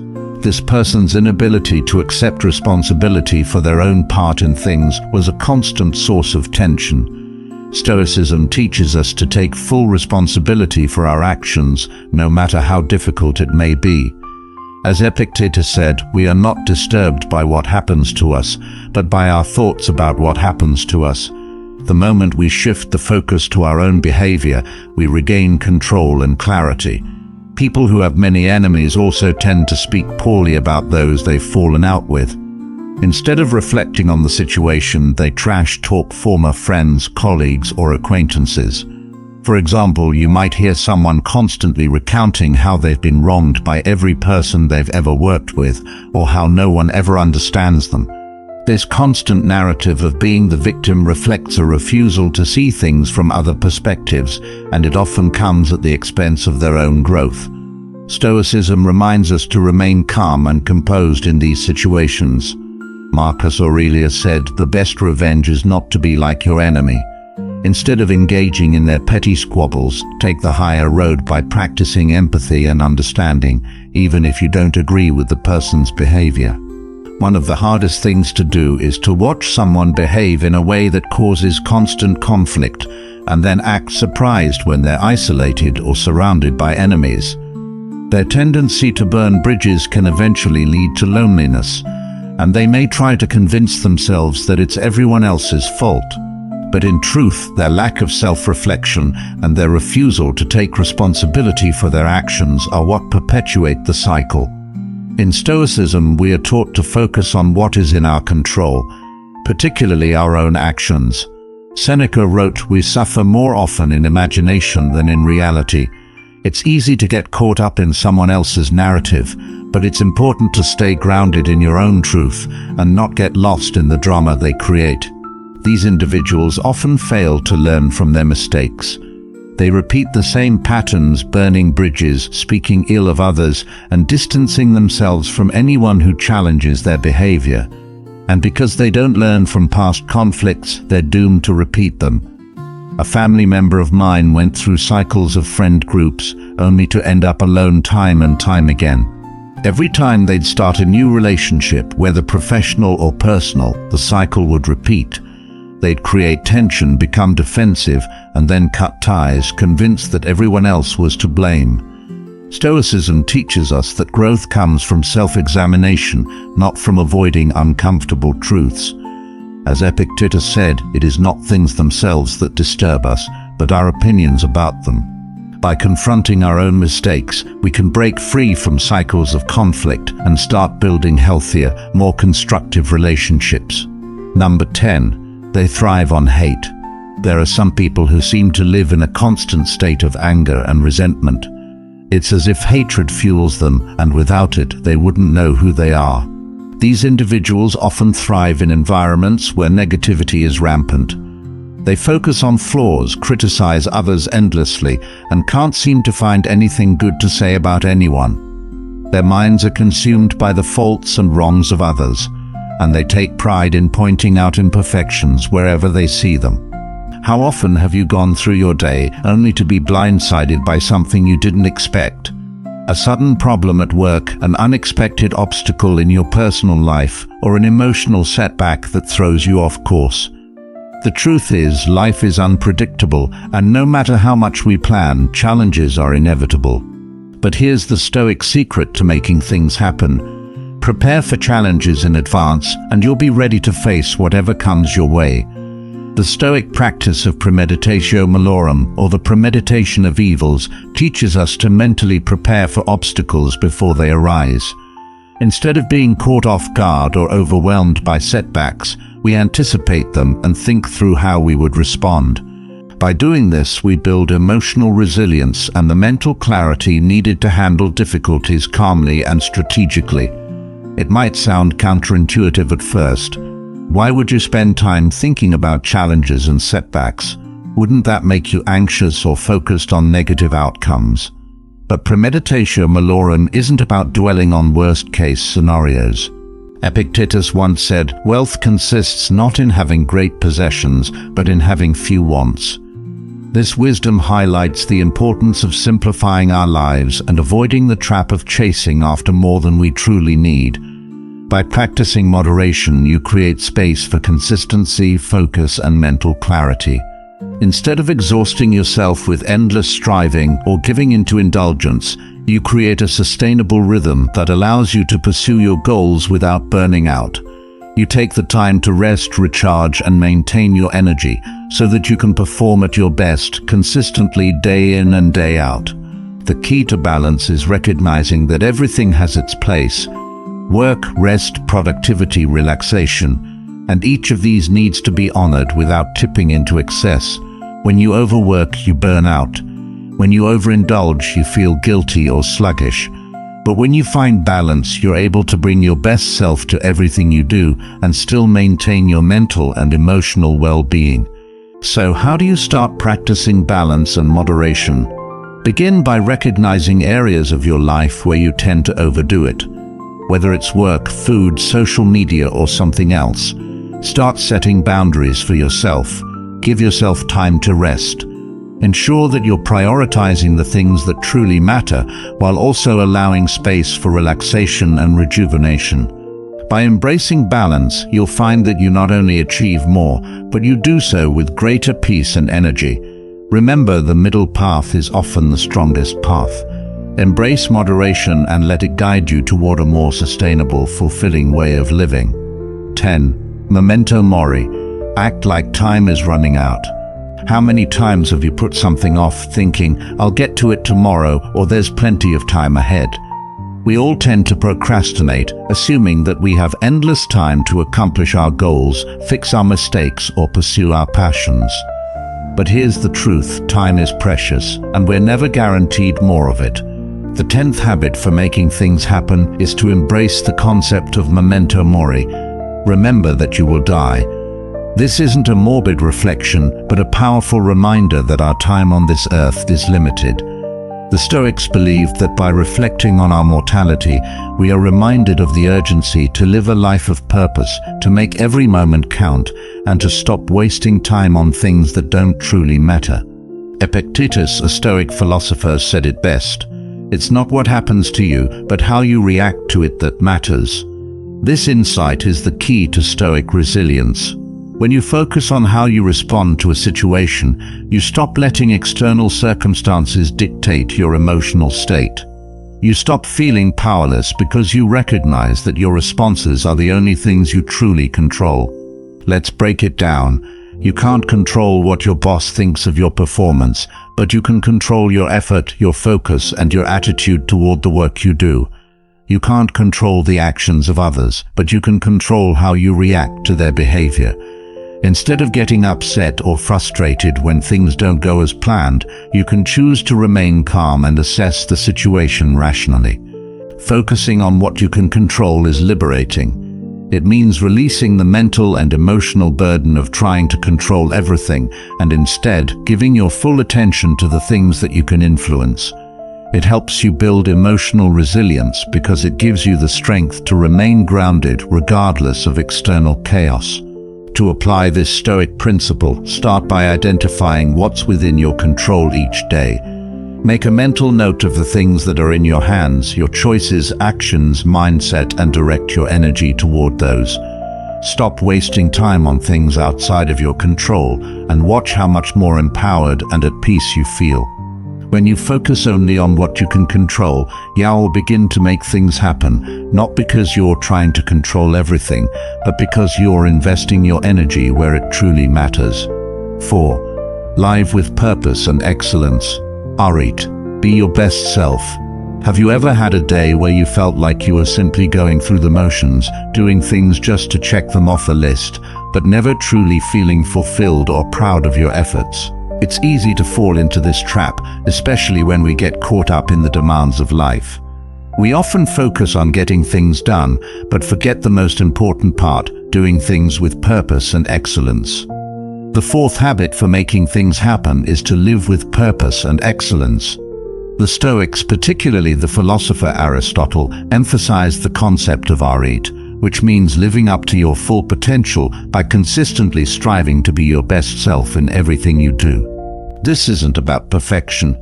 Arete is about focusing on the highest standards, doing everything with integrity, and pursuing excellence in every action, no matter how big or small. When you live with purpose, you don't just go through the motions. You choose how to show up, what you care about, and where you put your energy. Living with purpose means aligning your actions with your deepest values so that every effort, every decision, and every goal contributes to your overall vision of who you want to be and what you want to achieve. Think about it. How often do we give in to mediocrity? We're sometimes content with just good enough because it's easier than pushing ourselves toward excellence. But this attitude can leave us feeling unsatisfied and drained, as we know we're not living up to our true potential. On the other hand, when we choose excellence, we bring our best selves to everything we do. Whether you're working on a project, building relationships, or taking care of your health, arete means that you're giving your best effort, not for approval or external rewards, but because it aligns with your purpose and values. Excellence in the Stoic sense doesn't mean being flawless. It means being authentic, striving to improve, and doing your best in the circumstances you're in. By embracing arete, you also stop focusing solely on the outcome. The Stoics knew that true satisfaction comes not from achieving external success, but from being fully present and committed to the process. When you focus on doing your best, regardless of the external result, you give yourself the freedom to pursue your goals with integrity and pride. The outcome will naturally follow when you focus on the quality of your actions. The Stoic philosopher Marcus Aurelius wrote, "The perfection of character is in the harmony between your mind and actions." This means that when you are aligned with your purpose, your thoughts and actions become an integrated force, creating both success and satisfaction. By pursuing excellence in all areas of your life, you begin to see not just the results, but also the growth that comes from striving for your highest potential. So how can you apply arete to your life today? Start by identifying the areas where you can raise your standards, whether it's in your work, personal relationships, or self-care routines. Commit to excellence in the small things. Don't just focus on the end result. Focus on the effort, the intention, and the quality of everything you do. When you live with purpose and excellence, you start to make things happen, not because you're striving for perfection, but because you're consistently showing up as the best version of yourself. And that's where true success is born. 5. Prepare for challenges. Premeditatio Malorum. Expect the unexpected. How often have you gone through your day only to be blindsided by something you didn't expect? A sudden problem at work, an unexpected obstacle in your personal life, or an emotional setback that throws you off course. The truth is, life is unpredictable, and no matter how much we plan, challenges are inevitable. But here's the Stoic secret to making things happen. Prepare for challenges in advance, and you'll be ready to face whatever comes your way.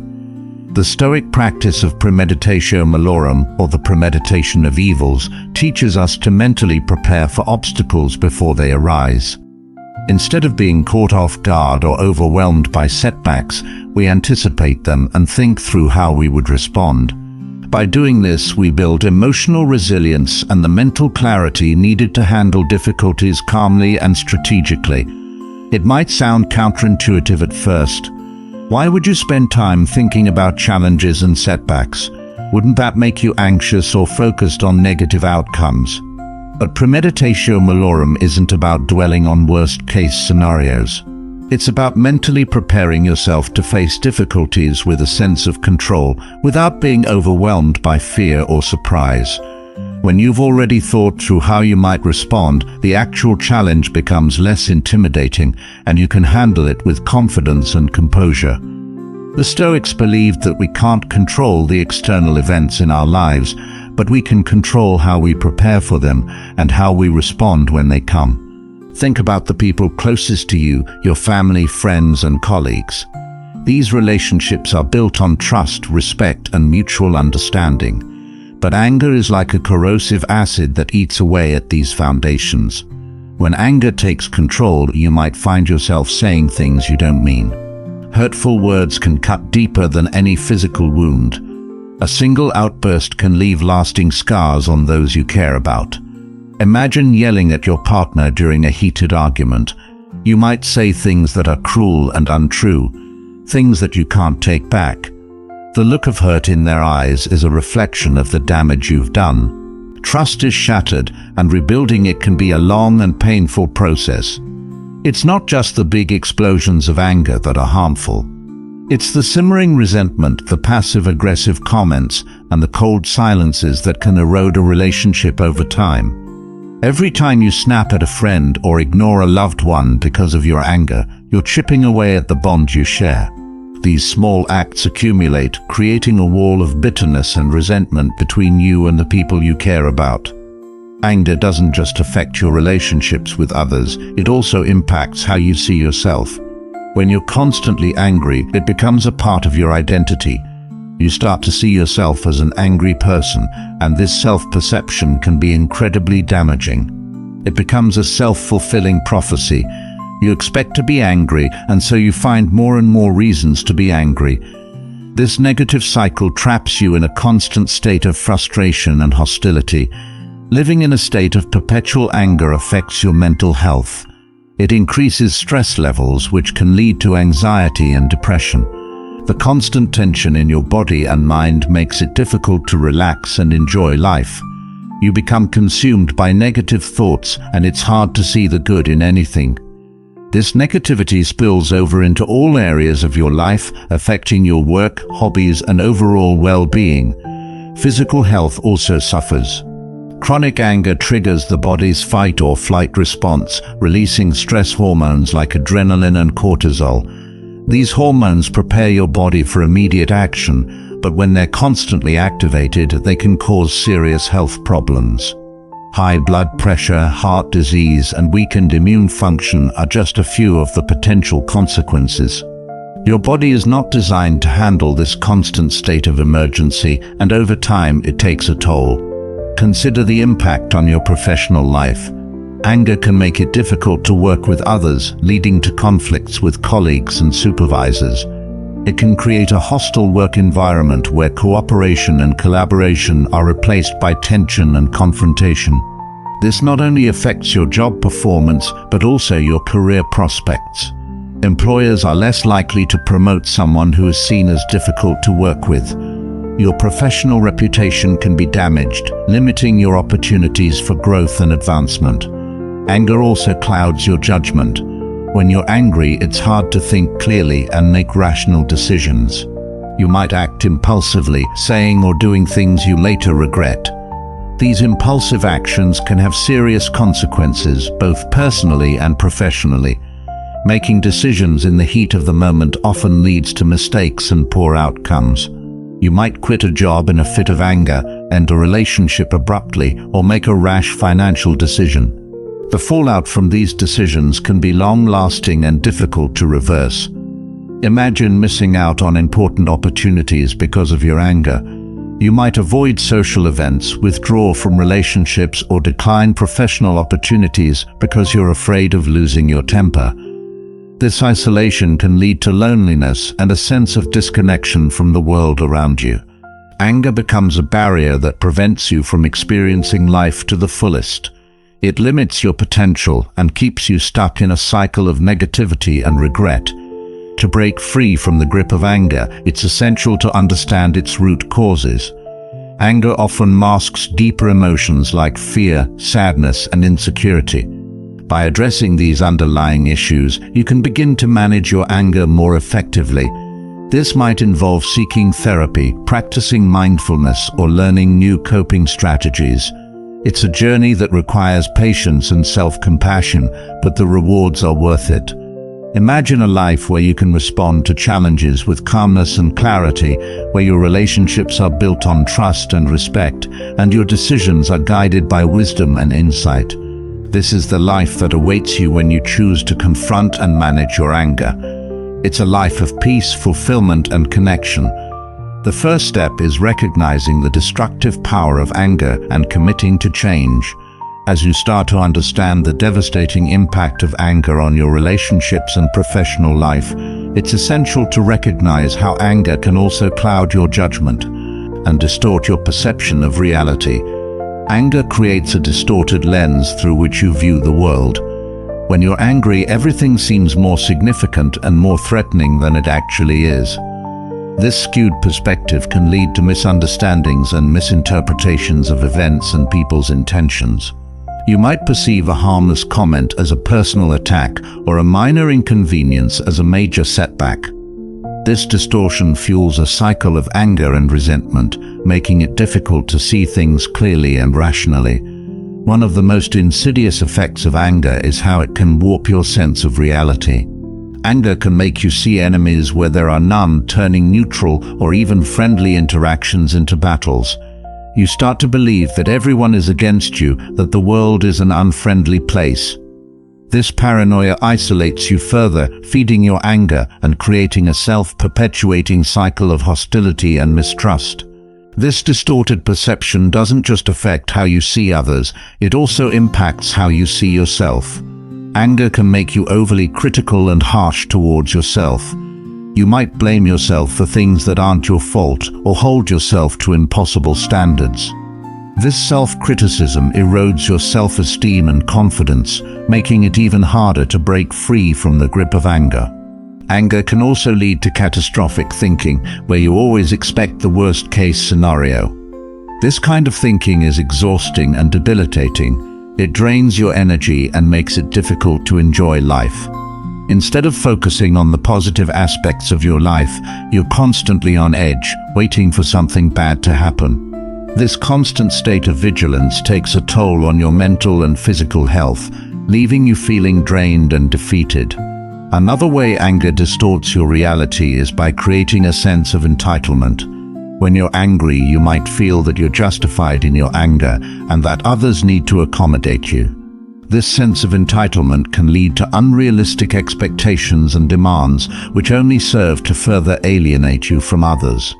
When people don't meet your expectations, your anger grows, creating a vicious cycle of disappointment and frustration. In the heat of anger, you might find yourself acting out in ways that you later regret.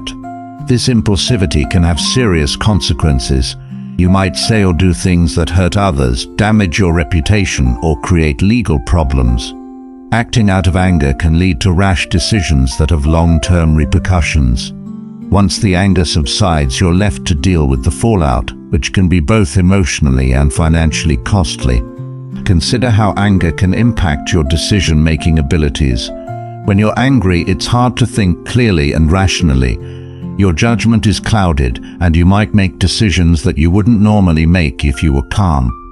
These decisions can have serious consequences for your personal and professional life. You might quit a job in a fit of rage, end a relationship abruptly, or make a hasty financial decision. These impulsive actions can create a ripple effect, impacting your future in ways you might not have anticipated. Anger can also hinder your ability to solve problems effectively.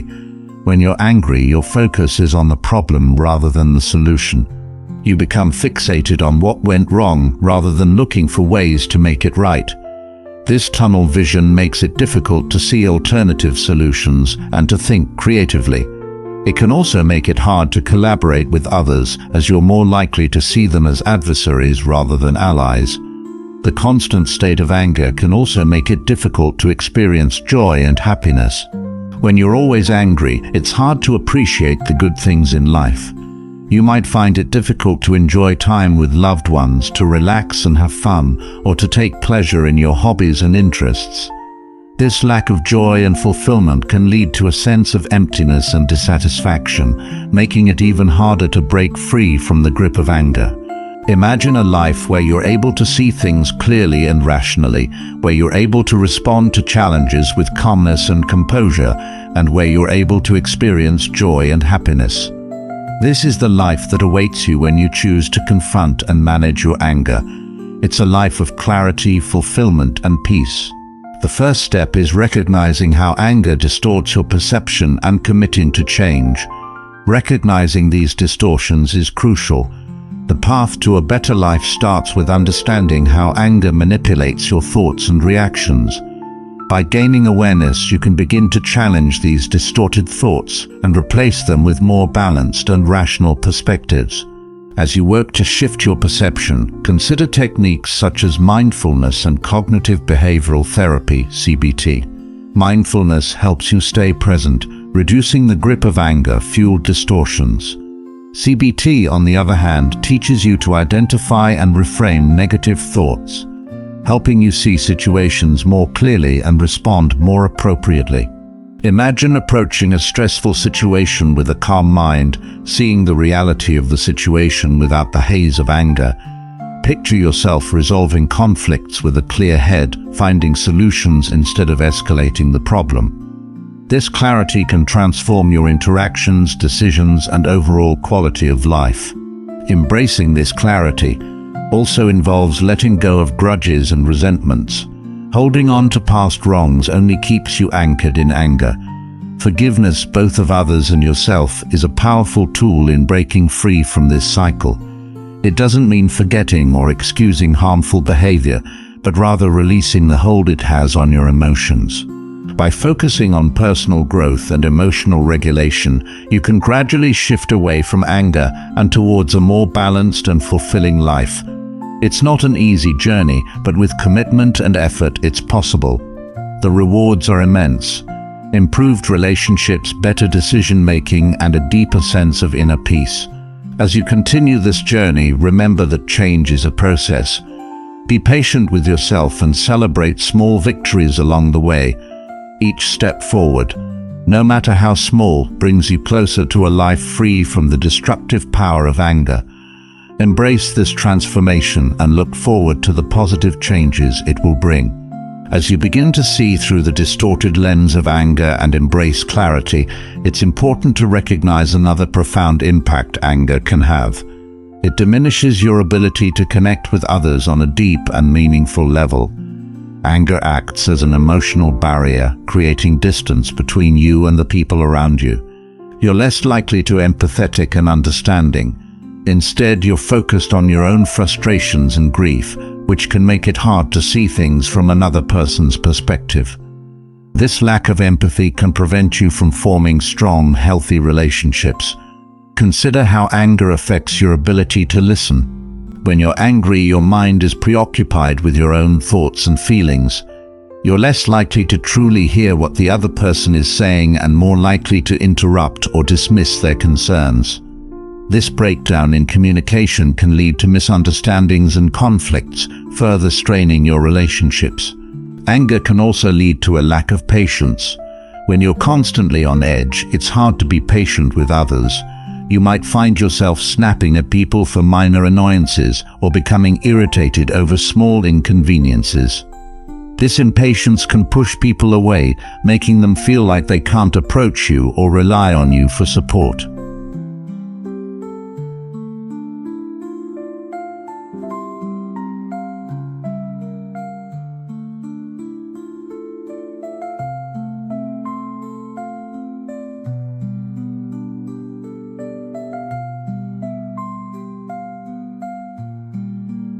Further isolating you and preventing meaningful connections. Consider the role of trust in relationships. Trust is built on consistent, positive interactions and a sense of safety. When you're angry, your behavior can become unpredictable and volatile, eroding the trust others have in you. They may start to walk on eggshells around you. I'm sure of how you'll react. This lack of trust can create a toxic environment where open, honest communication is replaced by fear and avoidance.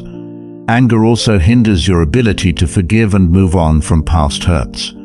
Holding on to anger and resentment keeps you stuck in a cycle of bitterness and negativity. It prevents you from healing and growing both as an individual and in your relationships. PSSSD forgiveness is a crucial part of building and maintaining strong connections, but anger makes it difficult to let go and move forward. Think about how anger can affect your parenting or your relationships with children. Children are particularly sensitive to anger, and they often mimic the behaviors they see in adults. If you're constantly angry, your children might learn to respond to situations with anger as well. This can create a cycle of anger that passes from one generation to the next, impacting family dynamics and the emotional well-being of your children. Anger also impacts your ability to be present with others. When you're consumed by anger, your mind is often dwelling on past grievances or anticipating future conflicts. This makes it difficult to be fully present in the moment, whether you're spending time with loved ones, working on a project, or enjoying a hobby. Being present is essential for building strong connections and experiencing the joys of life, but anger keeps you trapped in a state of perpetual distraction. As you work to dismantle the barriers that anger creates, it's important to develop skills that foster connection and understanding. Active listening, empathy, and patience are key components of healthy relationships. Practicing mindfulness can help you stay present and aware of your emotions, allowing you to respond more thoughtfully rather than reacting impulsively. Building stronger connections also involves being vulnerable and open with others.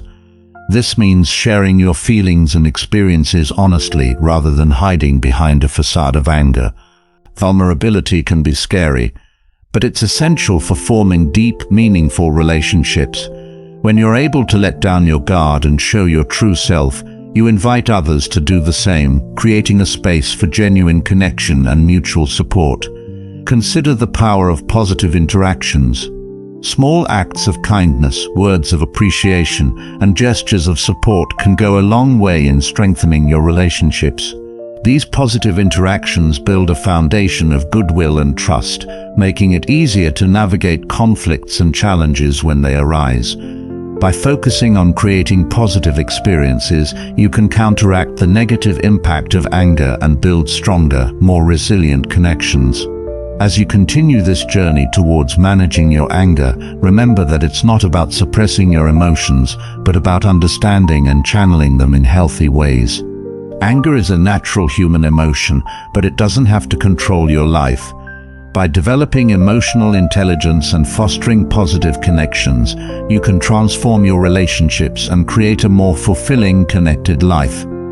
Imagine a life where you're able to connect with others deeply and authentically, where your relationships are built on trust, empathy, and mutual understanding. This is the life that awaits you when you choose to confront and manage your anger. It's a life of connection, joy, and fulfillment. The next step is to continue building these skills and nurturing the relationships that matter most to you. As you nurture these deep and meaningful connections, it becomes clear that anger not only isolates you from others, but also turns you against yourself. One of the most overlooked ways anger can destroy your life is by eroding your self-respect and self-worth.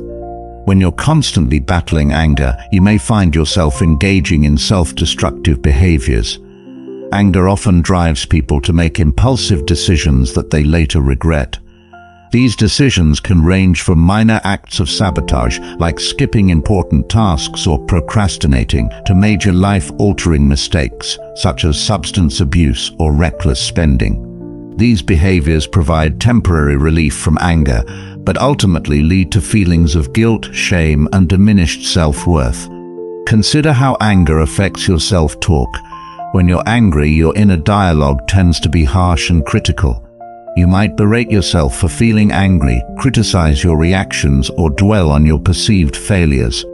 Marcus Aurelius often practiced premeditation malorum in his daily reflections. He would imagine the challenges he might face as emperor, whether it was conflict, criticism, or difficult decisions, and prepare himself mentally to meet those challenges with virtue, wisdom, and calm. By anticipating difficulties, he was ready to face them with clarity, no matter how unexpected. For example, before facing a tough day or a major challenge, take a few minutes to think about what might go wrong. What challenges could you face? How might you react? What is within your control to improve the situation?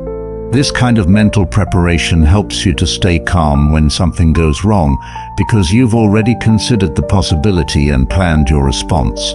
Instead of reacting emotionally or being overwhelmed, you are ready to respond strategically and keep moving forward. This practice doesn't mean you should become paranoid or dwell on every potential problem. It's about being realistic and acknowledging that challenges are part of life. The more you mentally prepare, the more you're able to embrace difficulties as part of your journey, rather than viewing them as obstacles. By anticipating the unexpected, you build resilience and are ready to handle whatever comes your way. So the next time you're preparing for a day or a task, take a moment to reflect. What challenges might arise today? How can I prepare myself to face them with grace and composure? By practicing Premeditatio Malorum, you empower yourself to handle life's inevitable obstacles with confidence, transforming challenges into opportunities for growth.